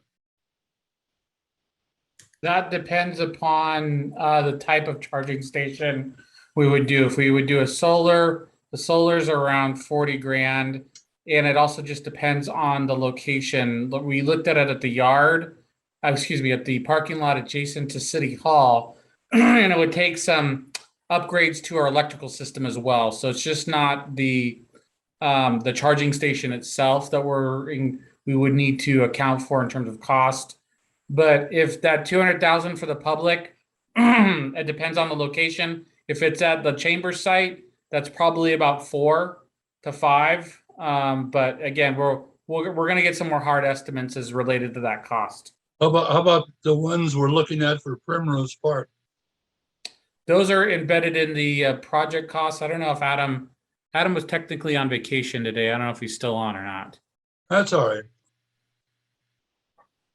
Is this the proper time to ask about these particular proposed projects, or is this, or what is the Feel free. purpose of this slide? It piqued my interest. I'm sorry. No, General I'm idea. asking if it, I agree with you, Fernando. I have no problem with it. I mean, can we do that? Is that what we're supposed to be doing right now? I don't see why not. Okay. Just, Because I don't want to go out of line. I mean, I would have questions about these later on, but since we have it in front of us, it might be a good time. yeah, I think so. So I just, a couple of questions. What ADA improvements are we specifically talking about? Are these in the buildings? Are these on the streets? Because I thought we already went through a complete ADA compliance program recently. We did go through a complete ADA compliance review. We did that in partnership with JPIA, who funded half the cost for us. This would be to identify kind of the low-hanging fruit of ADA improvements. That includes some signage, some sidewalk improvements, and other improvements as well in the public right-of-way related to ADA improvements.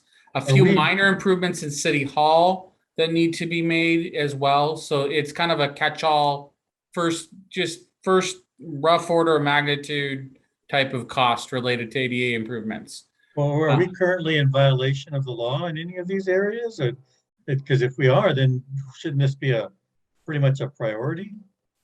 We're not in violation of the law. We have a plan in place. That plan has out at least an idea of what our non-compliance is, and a plan going forward to deal with some of those non-compliant issues, which we'll bring back to you. But we're not out of compliance because we have a identified plan in place. Okay. And automated doors, what's the thinking behind having automated doors at City Hall? And Part of that wasn't, well, even though our doors currently are ADA compliant, to be, I guess, more ADA compliant and to deal with just automated doors during COVID as well was one of the ideas for those automated doors at those locations. I thought we already had automated doors at these locations. We have ADA compliant doors that allow for them to be automatedly open, but this would be kind of like the kind of grocery store type of. Okay, just a better version, I guess. Yes. Okay. Drinking fountains, where is that? Where did I see that? Number 17. Number 17. Where are these drinking fountains? There were $80,000 worth of drinking fountains we've got somewhere? We have tested our drinking fountains. They are quite old. We have done some retrofitting to the drinking fountains at Live Oak Park and at Temple City Park to address some particulate issues in those drinking fountains. This would be the drinking fountain plus the plumbing and the water line issues related to those drinking fountains, not just the drinking fountains themselves. And last one, laser level baseball and softball fields. Yes, with that one, I know Adam's not on, but he did explain that they need to level the baseball and softball fields using some laser system. I guess that's the mechanism how to level the fields. And why do we need to level them? Is there any particular reason that, I'm hoping because of drainage issues maybe, or? It's a combination of things. It's like a 10-year plus maintenance issue on most softball and baseball fields to keep the compaction of the dirt and other components of a baseball field in good working shape all the way through. So it's literally a lot of the old fashioned way was turn over the dirt completely, compact it down and level it out. This is the step now above that to maintain those fields and keep them in strong working condition. I can't recall ever doing that before. We may not have, but there's a possibility we have it. Okay, all right, thank you. Thanks, Vince. Well, thank you. Yeah, those are great questions. Continue, please, Director Pargas. Thank you, Mayor. The next category are reimbursable. So we are allowed to get some of our monies back depending on the timeline. For those admin leave payments we've given to staff, we can request reimbursement for that. Any expenses we've made regarding containing or mitigating the virus, and these are estimates, we can ask for reimbursement. Time used, staff time used for any COVID-19 activities, that includes accounts payable, our receptionists, anything like that, we can use the ARPA funds for. Also unemployment costs. We've been paying unemployment costs for staff whose hours have been reduced, and also for former employees who hasn't worked with their new companies 18 months ago.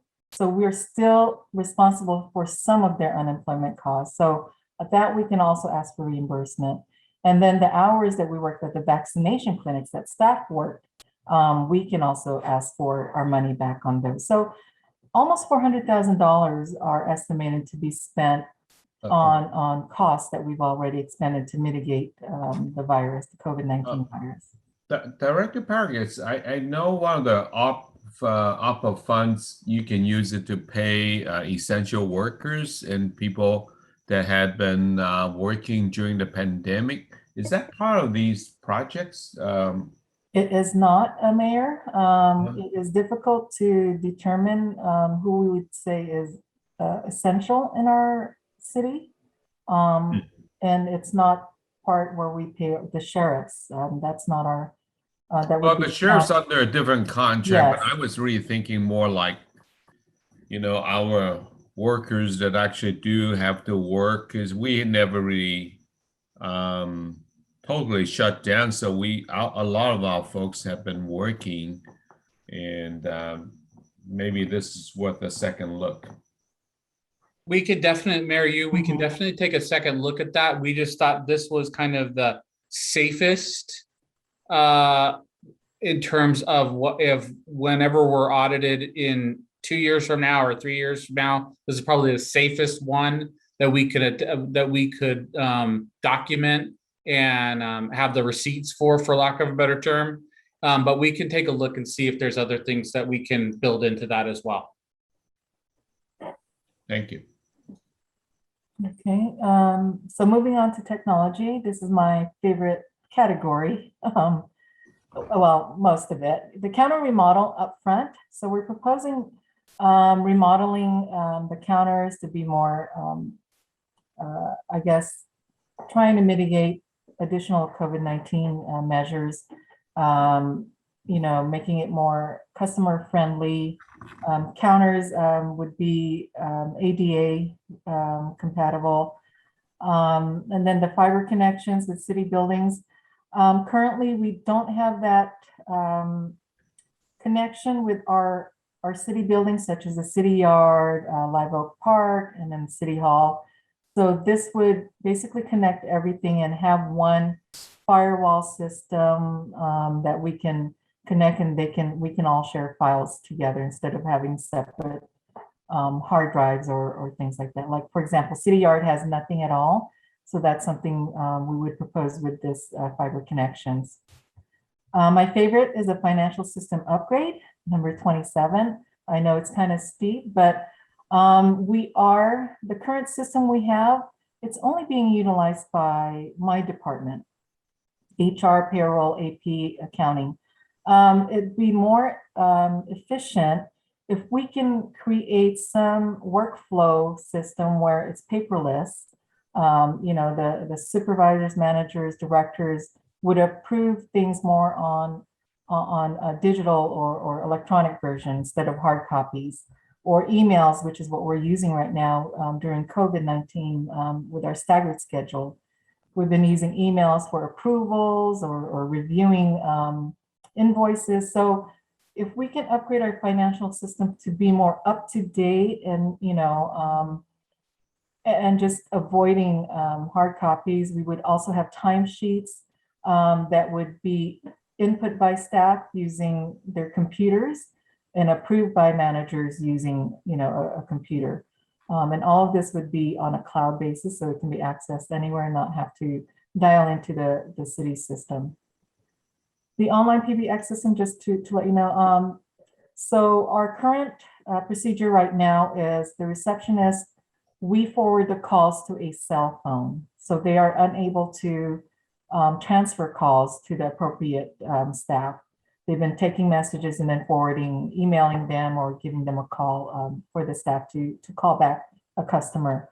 I did a quote. It's going to be about $10,000, just a couple of equipments that staff will need to take home. And it will work like the office phones where they can transfer calls easily and not have that difficulty in taking notes.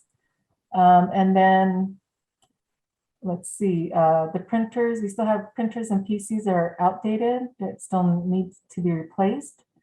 Scanning or digital storage in the WARM system are all related to the city clerk as far as storing our documents, city documents. The WARM system is more for our permanent documents that will store it there, where we can't delete it or we can't destroy it after 3 or 7 years. So the WARM system at $60,000 would be a good investment. So those are the categories. So the total estimated proposed cost, of course, without the city yard improvements and the pavement resurfacing, it's almost $3.9 million at that. So in taking our $8.566 million, we're looking at almost $4.7 million of available ARPA funds that we can use. And so, of course, we don't have to use everything, up front. We have, till 2024, or beginning of 2024, hopefully, to use the full amount. And then, so that is it for the ARPA funds. What I'm going into next is, this is a program plan that was presented at the budget of fiscal year 2019 and 20 that included some of the council's priorities. The highlighted CIP numbers or projects or programs are included in the previous proposed projects you just saw.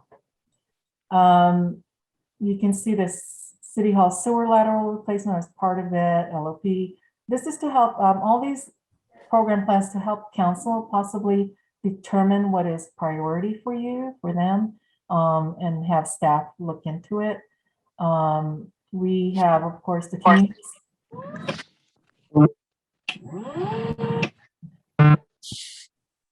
We have the seismic retrofit for City Hall and the Civic Center that was on the list. We have the downtown parking lots with aesthetic improvements. We even have the community center expansion on there. So these are some of the facilities in the category of facilities. The next category are parks. And as you can see, there's sources there already identified. But with the playground replacement that you see here, it is part of the proposed project. I believe the $200,000 is not enough for that replacement. I'm trying to think here, let me see. That would be the total amount for the playground replacement. Adam's not here right now, but we would dedicate, at least for now, but the council can dedicate more if they wish, $500,000 for complete playground replacement citywide, focusing on Live Oak Park first. The reason why we mention that is because we do have Proposition A funds from the county that is close to, I believe, about $600,000 or $700,000 in fund balance, which you could use for that. But if the council wishes to kind of reprioritize that funding in our next discussion with you, that would be your prerogative in terms of where you will want to allocate that level of funding. We have other items that are already on our CIP project list for fiscal year 2021, 2022. For example, CIP 18, the replace conduit wiring is already included. And then the other ones as we have the Temple City Park Playground, and we also have the Live Oak Park Playground replacement that's unfunded. So these are for parks category. The next category is the sewer and stormwater, along with streets and sidewalks. So some of the unfunded are the dry well installation, sewer system improvements. Under streets and sidewalks, the unfunded one is the traffic and street signage, which is included in the proposed projects, but I don't believe it was $100,000 that we budgeted for it. It was only about 20,000. Oh no, that's traffic. I'm sorry. It's $100,000 and not $1 million as stated here. And as you know, as a council, we've had discussions in years past. Our current street signage does not meet current vehicle code requirements in areas. It is not, again, not an issue of non-compliance where we have a liability, but we are obligated over time to try to replace those. We had identified to kind of replace street signage throughout the city at about $1 million. We would take, and we were always going to take it at chunks at a time. So that's why in the ARPA funding, we didn't obviously fully fund that because we didn't think that was something to kind of fully recommend as a full funding, but at least some partial funding towards that effort. And then CIP 24, the bridge repair maintenance that is budgeted in this year's CIP. CIP 26 and 27, we've completed that this past year using Prop C monies, repaving of Las Tunas and repaving of Rosemead Boulevard. Brian? Yes, Mayor Pro Tem. Does under the street signs, could the monument sign be included there on Baldwin? Whatever happened to that? That did kind of disappear. That's true. This is true. At least the way we've categorized it, the street signage is for replaced for street signage. But if the council wished to look at that, we can see if that monument sign could fall under the ARPA funding. Well, I'm hoping the council would like to look at that. We've been talking about it for a number of years. We were going to partner with Arcadia on that sign. We did have a plan. We had a much more elaborate plan that we did partner with Arcadia on and talk to them about. If we can resurrect that and bring it back and talk to Arcadia and our partners again and see if maybe a more downscaled project could fit within their needs as well. Do we have to partner with Arcadia? It's actually, well, it's the monument sign is actually technically in the city of Arcadia. So at a minimum, we'll need to get their permission. And I'm sure they'll. I'm not sure because the last time that we talked about Arcadia, they had committed to doing it. And then we never heard any more back. It's a project that just kind of fell through the cracks, just to be honest. Okay, well, let's resurrect it from down below. And I mean, I'm wondering if Arcadia is wondering what we ever thought about completing it or not. I can happy to touch base with my colleague in Arcadia about it for sure. Okay. Okay. So the last categories are streetscape. As you can see, the replacement for banners and city limit signs are included already in the proposed budget. There are some unfunded projects such as the Las Tunas Drive streetscape enhancements and the Rosemead Boulevard bridge painting. I'm not sure if that's including the bridge repair that we have budgeted this year, so I'll need to take a look at that. And then lastly, the other category is the EV charging stations. So that, as you know, is included in the proposed projects. Again, what is the significance of the yellow highlight? Oh, they are projects that are included in the earlier proposed projects that we covered. Oh, okay.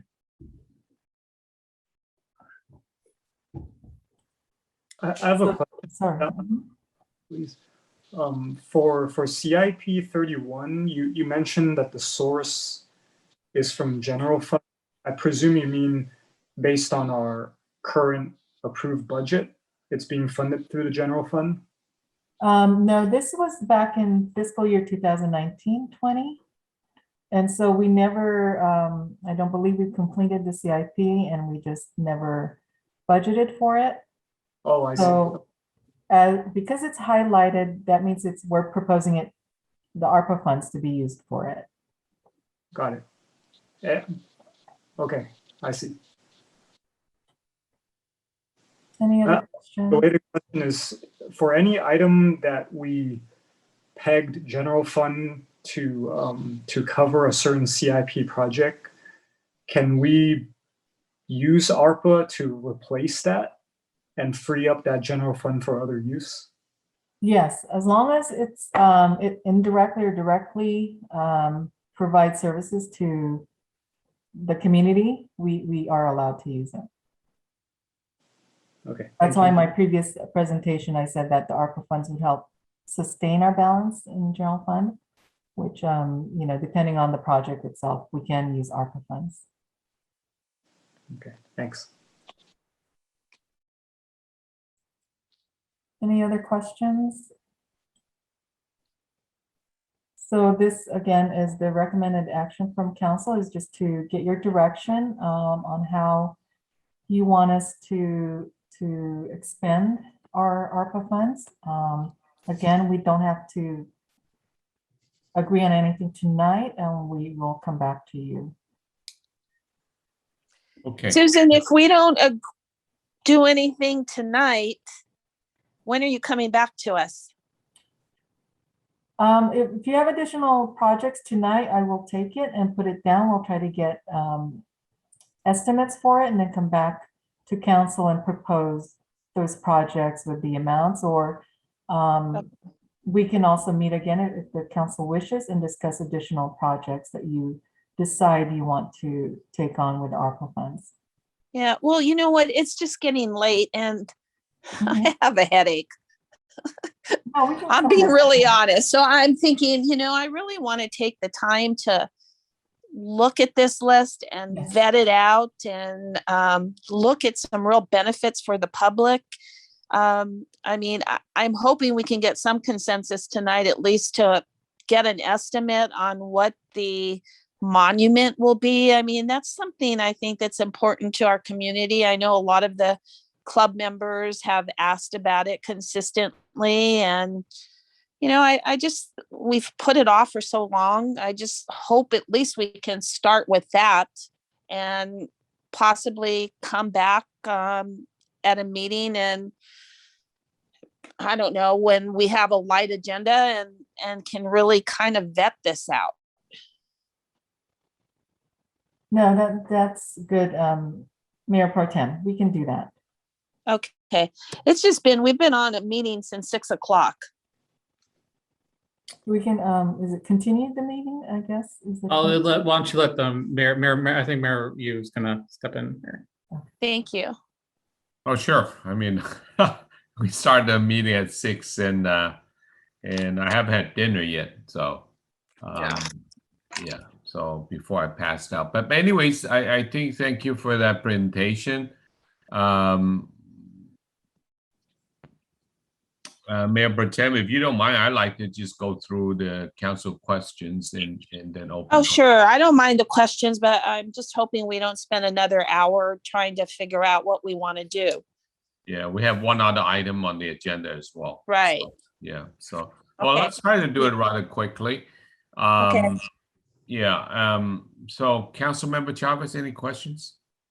I tend to agree with Mayor Pro Tem Sternquist that, you I think this is going to be a little bit more than what we're going to do tonight. What I would like to see, well, first of all, that $8 million doesn't look too much when you compare it to the $41 million we can spend it on. So that kind of pales in comparison, first of all. So obviously how we prioritize things is very important. What I would like to see added to this list for further consideration that would help me to make a determination of priority and what is important.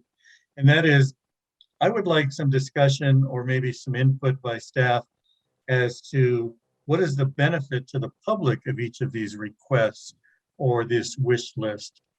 Because at the end of the day, that's really what I think as a council, we have to take into account, and that is the benefit to the public and how we're going to spend this money and how it's going to affect our residents and our businesses.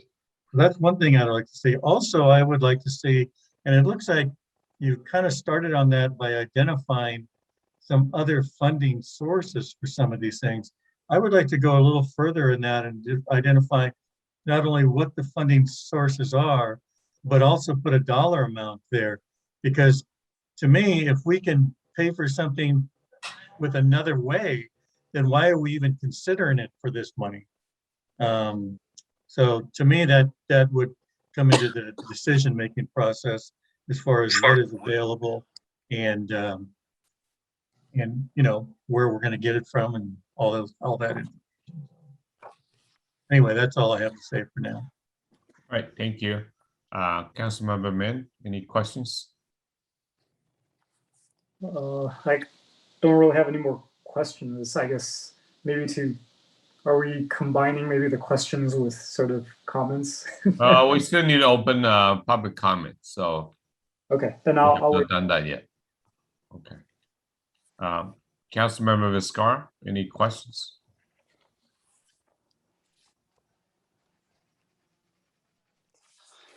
You are on mute. Yeah, I just realized that. No, I have no questions. Thank you. Mayor Pro Tem Strunquist, you have any further questions? No, thank you. Yeah, I really don't have a whole lot of further questions. So I would open and thank you for that presentation. And I'll open up for public comments. Madam Clerk, do you have any email public comments? There are no email public comments or email requests to speak, and there are no callers on the line. Oh, excuse me, there's I one. actually do see a phone number.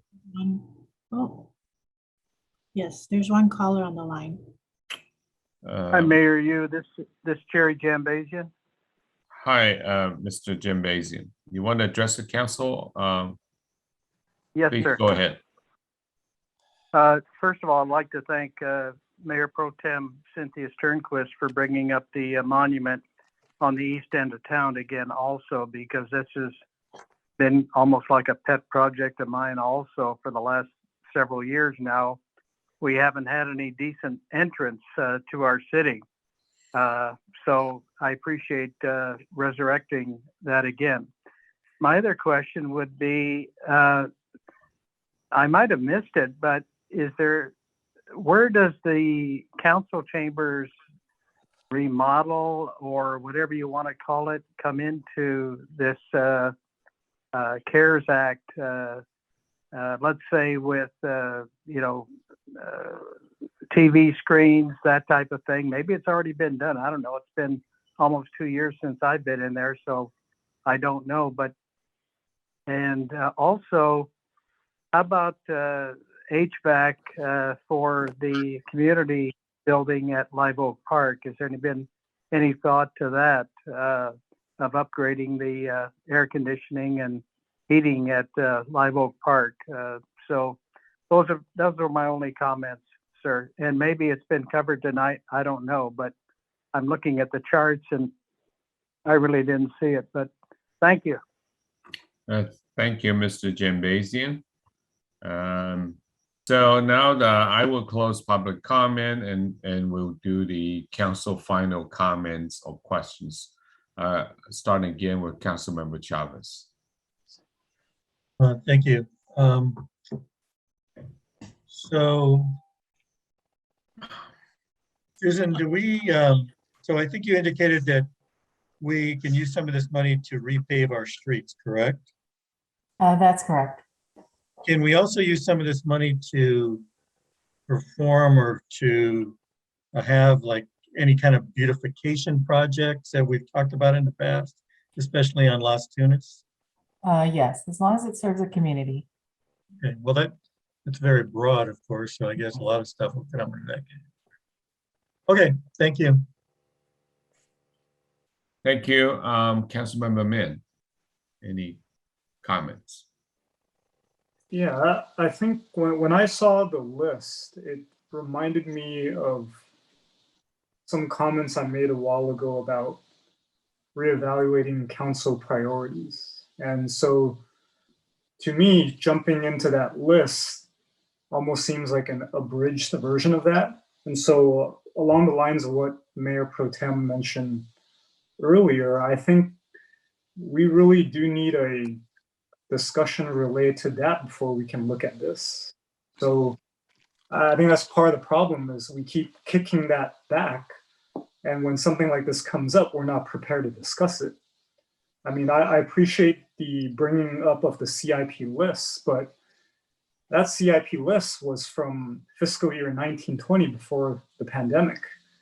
So the question all along is how has the pandemic changed council priorities? And we haven't really talked about that.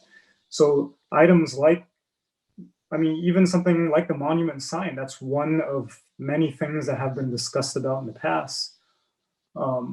Are we to assume that those priorities are exactly the same the last time we discussed as a council as it is now? I would argue that it's not. I would argue things have changed. But what I do appreciate is at least what has been presented today is an attempt to, at least I see it as staff's recommendation of things that are needed in, I guess, in the immediate manner from a staff professional standpoint to improve or maintain our services to our constituents.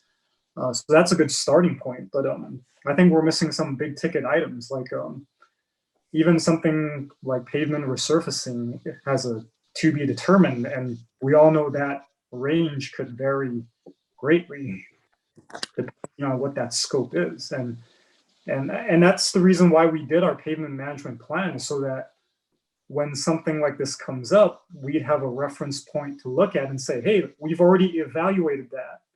So the scoping part in my mind, and also because I have a little bit of background in it, it should have been something we had thought about leading up to this moment.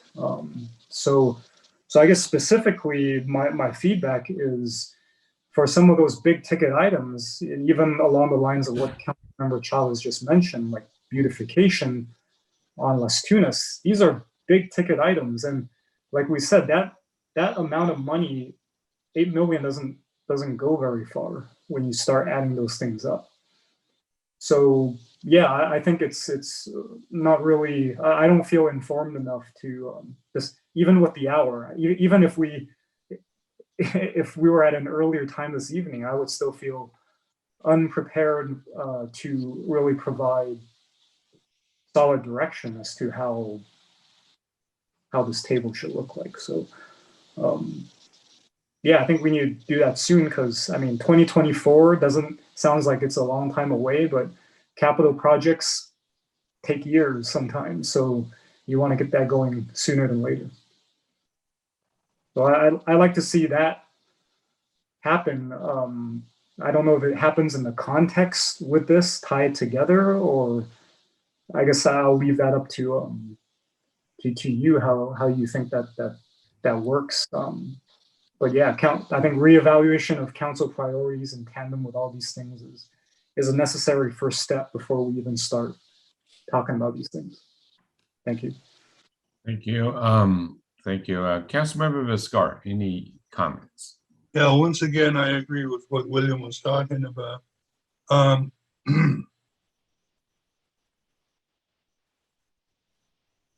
Howard, Does that mean you disagree with the rest of us, or is that? yeah, just, pretty much. Oh, okay. Just wanted clarification on that. Yeah.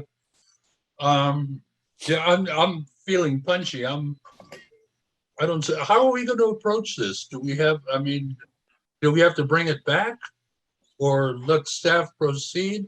Oh, and by the way, I was wondering, they were doing core sampling in front of my house yesterday. Where it looks like they're going to do some street work there. Where's that coming from? That's part of the, to answer your first question first, Councilmember Vizcarra, yes, this is obviously coming back. So we're taking this feedback, we'll refine that, repackage it for you with some of the things that you need to make some decisions over the next month or two related to this funding. So we're taking all this feedback and gonna repackage that back to you in a staff report about before the end of the year. And we can have some discussion and make some decisions. Yes, so that you can, again, as Councilmember Mann was pointing out, it sounds like you want more to have a broader discussion about the priorities, where this funding fits in with those priorities, and where you ultimately want to make those legislative decisions on how you're what you're going to fund and why you're going to fund it. Okay. Yeah, and Yes. the rest of the council obviously has more information on this than I do, and I'm playing catch up here. That's good. Nothing further. All right, thank you. Mayor Pro Tem Strinquist. Am I on mute? No, I can hear you. Yes, I just would appreciate that council have the ability to formulate their list with the information that we received from Susan this evening. What the staff needs and recommends, and that we formulate what we feel the city needs as a whole, and then try and align it with what the staff needs are. And of course, as William said, take into consideration what the priorities are of the council. So I think that should be the starting point, is for us as a council to put together what we think our priorities are, and then develop something that takes into consideration the staff needs and what we feel the community needs as a whole. That's all. All right, thank you. I too agree with everything's been said. But I also want to say that I think it's what we have in front of us is a great start. How often you're going to get, no, not the $440,000 coronavirus funds. You're talking about $8 million money handed to us. So this is a great opportunity. I really, while we do have a lot of unfunded needs in like all cities do, but I felt very positive, and that we all of a sudden got an infusion of $8 million. And while we have a little bit of that reserve earlier in our discussion, we talked about a little bit of reserve. So, and perhaps these are all should be linked together as one discussion. And I totally agree with what's been said, that I think the council needs a little bit more time, but yeah, at the same time we should make decisions quickly, like Councilmember Mann had said. 24, and because we need to expend these funds by 26, and also we're experiencing a lot of escalation right now in the labor market, material market, not just construction, everything else as well. We're seeing the inflation coming back. So the sooner we commit to these projects, the sooner we can seal the deal and the more we put it all out there, the less it's gonna buy us. So I don't have any specific directions, but I certainly would like to see weigh each options and to see how important it is, and maybe the city manager can come back with a way we can sort these out in some kind of a meaningful matrix, so that there's a way that we can weigh each options. For example, Councilmember Chavez pointed out, laser level. I don't know how important that is. That's a procedure I'm not familiar with, even though how are the baseball fields really needing that? I don't know. Maybe it's whether it's a nice to have or a must have, or so I think a further discussion will be necessary. Those are my comments. So Mary, we don't need a motion. We've gotten your feedback. If okay, and we're good to go without a motion tonight, unless Mr. Murphy feels that we need one. Yeah, I actually, one last thing on I just think that next time we can speak about the entire 8 million, plus if the council, and I'm not suggesting, if the council might want to use some of that reserve money for anything that we touch on, and any other things that have not been discussed. Okay. Thank you, sir. If it's okay with the council, I'll move on to the next item, which is, it's 10:30. It's a permanent local housing allocation program. We'll be receiving permanent local housing allocation funds for both year 1 and 2 of the permanent local housing allocation program. The LA County Development Authority will require the city to pass a resolution in regards to which eligible activity the city chooses to use its PLHA funds on. And Mr. City Manager and Ms. Tinny Chen, could you please lead off? Thank you, Mary. You members of the council. We'll try to make this short.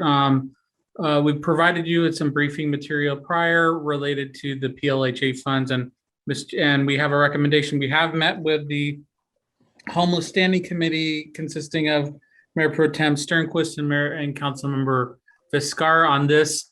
I'm going to skip, considering the hour, or something else I was going to do at the city manager's report related to it. I'll maybe mention it briefly, but go ahead, Ms. Chan.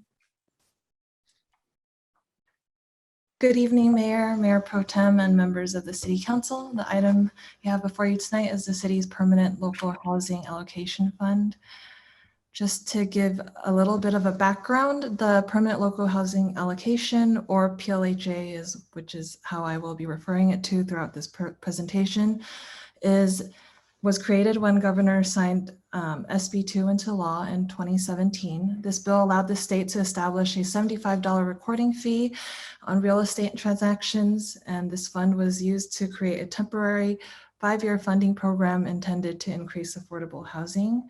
And for your reference, the Temple City's year 1 funding is $124,815, and the year 2 funding is $194,001, for a total of $318,816. Here are some council actions that have been taken in regards to the city's PLHA funding so far. October of 2020, the City Council passed Resolution 20-0492 to use the city's year 1 PLHA funding on supplementing the city's current handiworker and home rehabilitation grant/loan program. This funding, however, can only be used for accessibility modifications for lower income owner-occupied homes.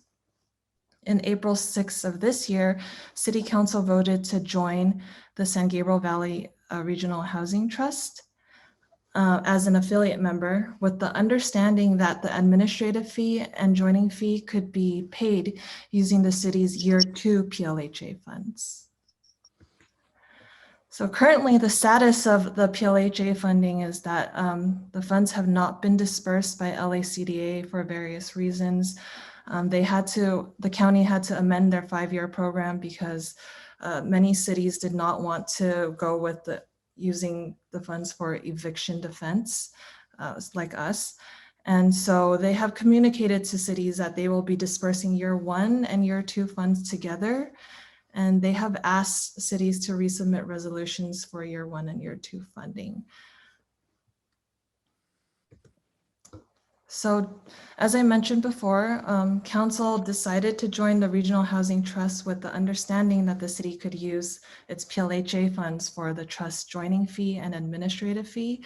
However, upon further clarification from the trust after the meeting in April, we found out that in order for the city to use its PLHA funding for the administrative fee, the city must contribute a certain amount to the housing trust. The rule is that up to 10% of the city contribution to the trust can be used to cover 100% of the administrative fees. So in order for the city to contribute, so the city would have to contribute $33,270 to the trust to cover that $3,027 administrative fee. An additional $3,000 of PLHA funds can also be used to cover the one-time joining fee, and that is not subject to the 10% rule.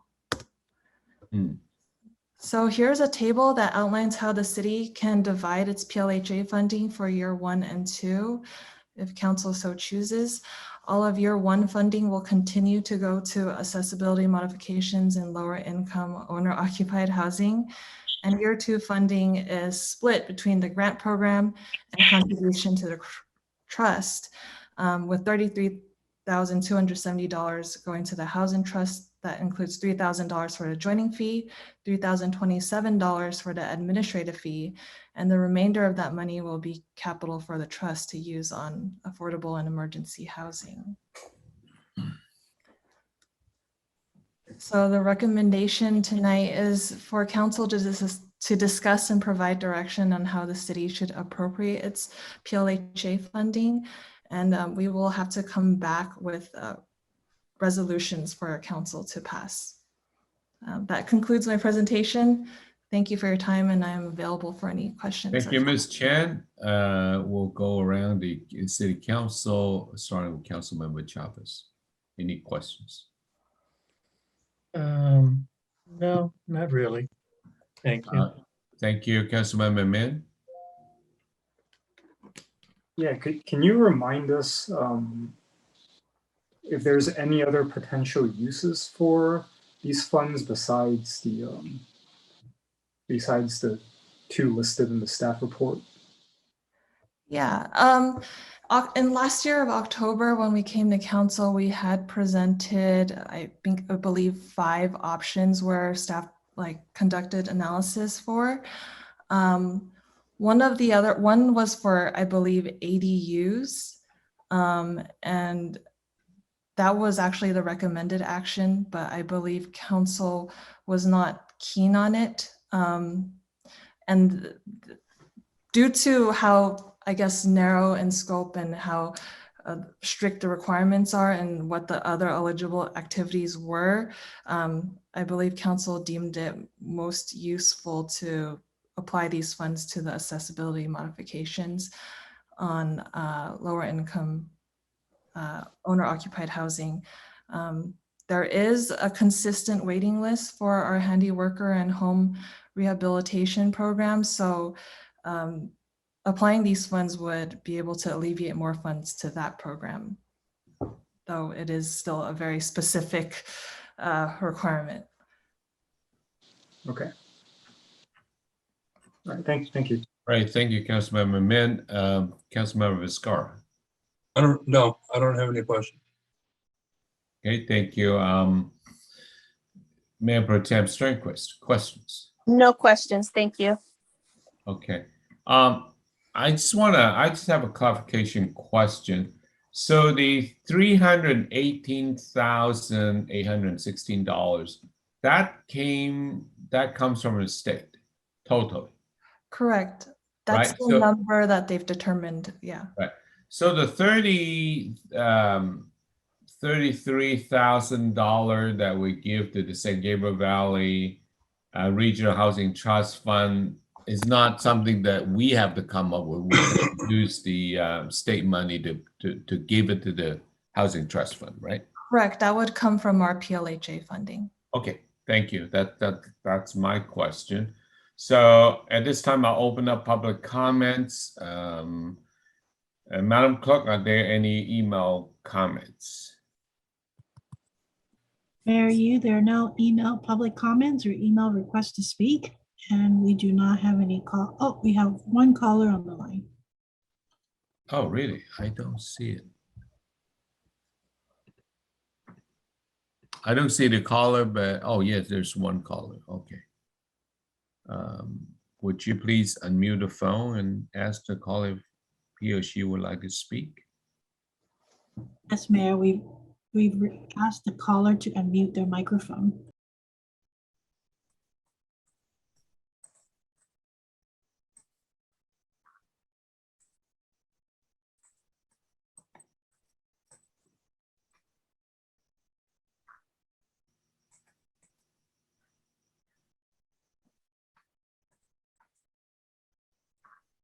Is there a person there still? Is that That's Mr. Jambasian, I think. Mr. Jambasian? Looks like that's his number. I'm here, but I do not have a comment, so I just was hanging Okay. on. Thank you. Thank you. In the next Thank 90 you. seconds, I'll give a brief. Next 90 seconds, I'll give a brief city attorney report, and that is that we'll be studying up more on AB 631 to see how we can define the waiting period for public comment. I'll be working with the city clerk on that. So next meeting, hopefully we can not have quite the same amount of dead air. That'll be my only report for tonight. Thanks. All right. Thank you. Thank you. And Mayor Yu, my report has to do with homeless housing, which I do not want it to bias your decision right now. So Tini will go over it very briefly during my city manager's report for like 2 minutes, but we can go into more depth in the next meeting as well. It is good news. Okay, great, great, great. I thought you're gonna do it in the next 33 seconds. So it's 2 minutes. Okay, we'll come back to that. I know you all may feel that way for me to summarize in 30 seconds. So. Well, yeah, okay. Well, especially I'm still hungry over here, so.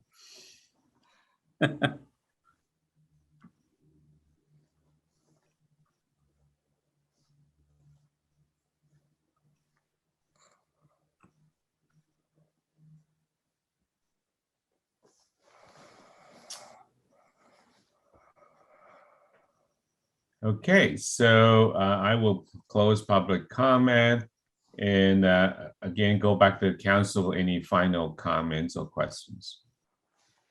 Start with Councilmember Chavez. No, none, thank you. Councilmember Min. Yeah, I guess to summarize my understanding, the limitations on what we can use for this. Sorry, the use. These funds are really limited, so these are kind of what we are left with. So I guess I concur. Thanks. Okay. Councilmember Viscar. No comment. Okay, Mayor Pro Tem Sternquist. No comment. Okay. I too agree. There's the use is pretty limited, and it's as good as use of the money because it's not really coming from our general fund. So I'm in agreement with what was presented. So so we're at time for a council motion. So I actually so we need to approve the resolution, right? The resolution is actually going to come back to you, sir. If you could make the motion to bring back the resolution with the suggested recommended allocation. Okay, would somebody make that motion? Well, I'll just make that motion. I'll second. So moved. Second. Okay, it's so moved and second. Madam Clerk, roll call, please.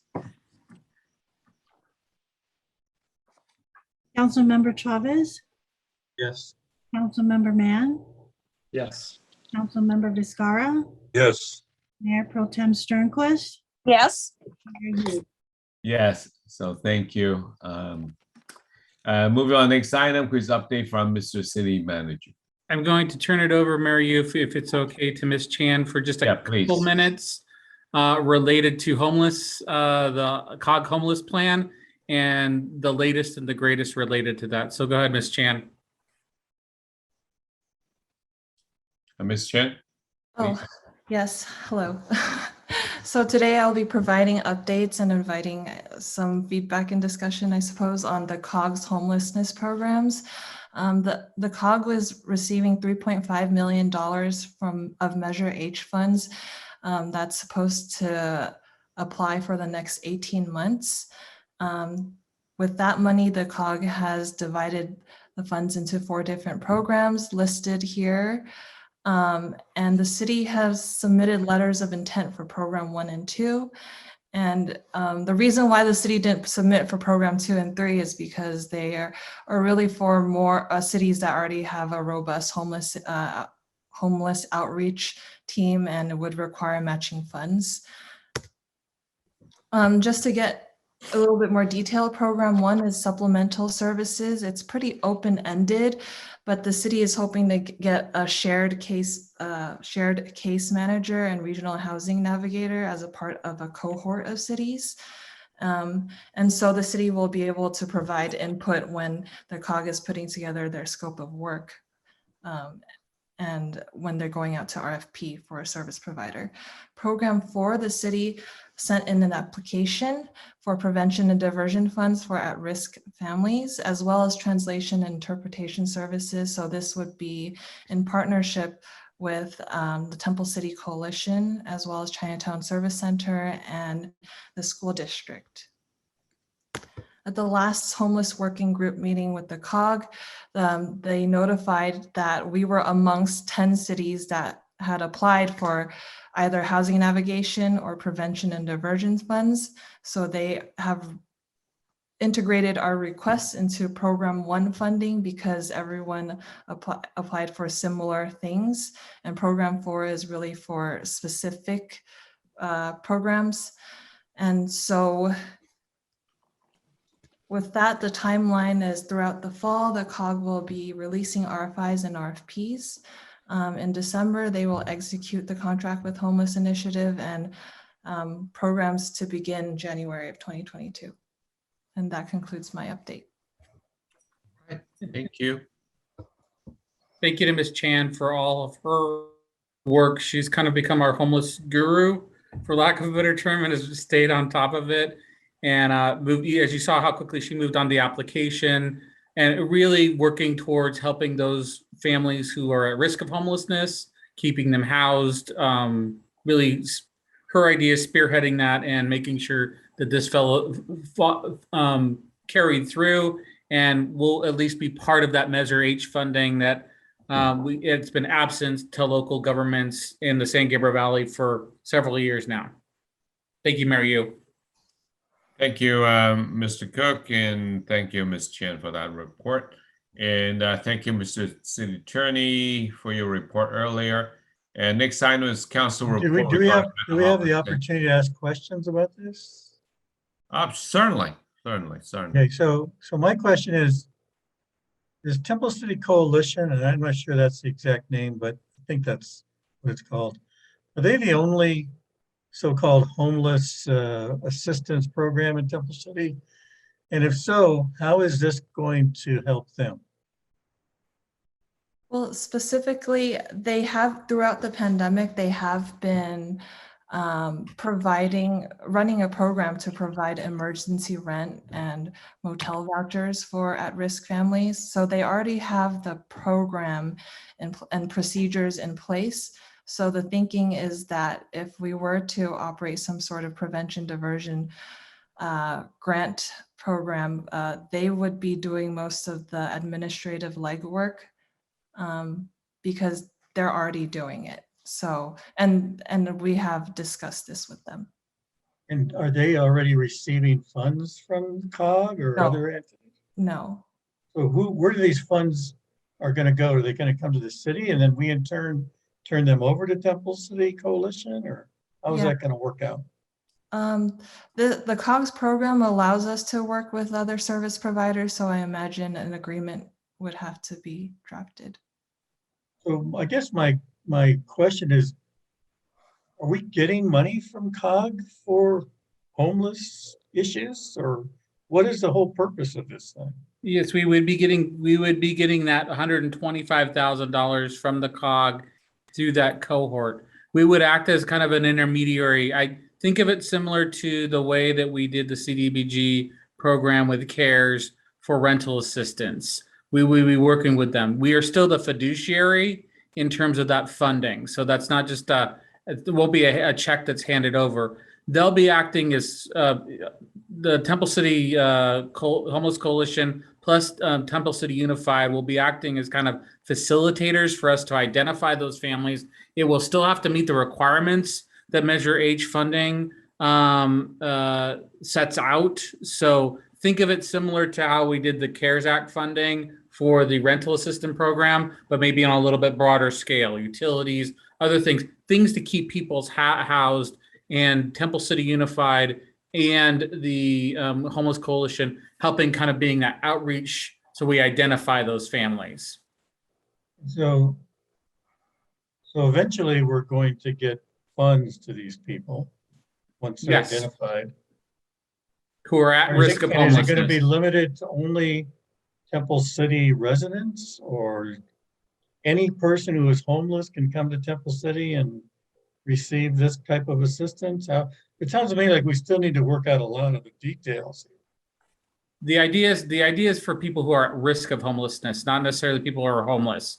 It's for rental assistance, utility assistance, other than to keep people housed. And yeah, there is a lot more detail to be fleshed out, but the COG had a deadline with the county to have this very preliminary scope ready to go. So that's what Ms. Chan put together very quickly, along with the other cities as well, so that we can at least be in the pipeline. Okay, thank you. Any other questions from City Council? Nope. If not, then we'll move on to council reports regarding ad hoc or standing committee meetings. Any report? Hearing none, I'll move on to council items separate from the city manager's regular agenda. Councilmember Chavez. Thank you, Mayor. Just two quick items. Just congratulate Troop 161, who just celebrated their 100th anniversary. It's hard to believe that we have a Boy Scout troop that's in the city that's been around for 100 years. And they now meet at First Methodist Church. I had the opportunity to attend the ceremony this past Saturday. It was a nice event. A lot of Temple City folks were there, and so it was good to see a lot of people that I haven't seen in a long time. And lastly, I'm sorry? There was no city 100 years ago. Yeah, I know, there was no city, but they were here somewhere. So having meetings. Okay, and then lastly, again, I think it's been mentioned before, but of course my condolences go out to Nan and her family. Many of us were at the ceremony this past Friday. It was a beautiful ceremony. And again, it was attended by many Temple Cityans, and it was nice to see a lot of people come out and give their support. So again, our prayers, of course, go out to her and the family. So that's it. Thank you. All right, thank you. Councilmember Min, any items? Oh, no, I have nothing to add for tonight. Thank you. Councilmember Viscar? None tonight. Mayor Pro Tem Sternquist, any items? No, thank you, Mayor. Thank you. I don't have any items either, but I also echo what Councilmember Chavez said about Nan's condolences to her. So next item, additional public comment on item non-listed. I guess on city attorney, we're going to do a 1 minute on this one or two? Yes, sir. Let's do 1 minute on this one, given the hour and the lack of comment so far. Okay. I think it should be 1 minute and 23 seconds. That's more reasonable to me.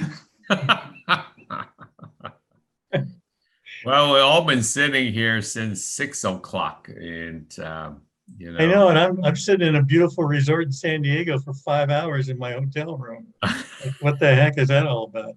They actually There was actually a movie right outside my room that I missed completely. Yeah. Well, you see me occasionally turn off my camera. That's when I was standing up, actually. I was You should have been hurting eating. for sitting down so long. Should have been eating during that time. Well, I luckily I do have a power bar that really saved me. Otherwise, I would have passed out before you. So. Hey, Tom, Yeah. Yeah, go ahead. what's the dress like over there? Is it casual? Casual. Yep, very casual. All right. Okay, the public comment. I closed public comment. It's been a long night, and thank you so very much for everybody. And have a great night. And Tom, enjoy the time down there. Enjoy the resort finally. Thank you. Good night. Thank you. Tom, you'll find.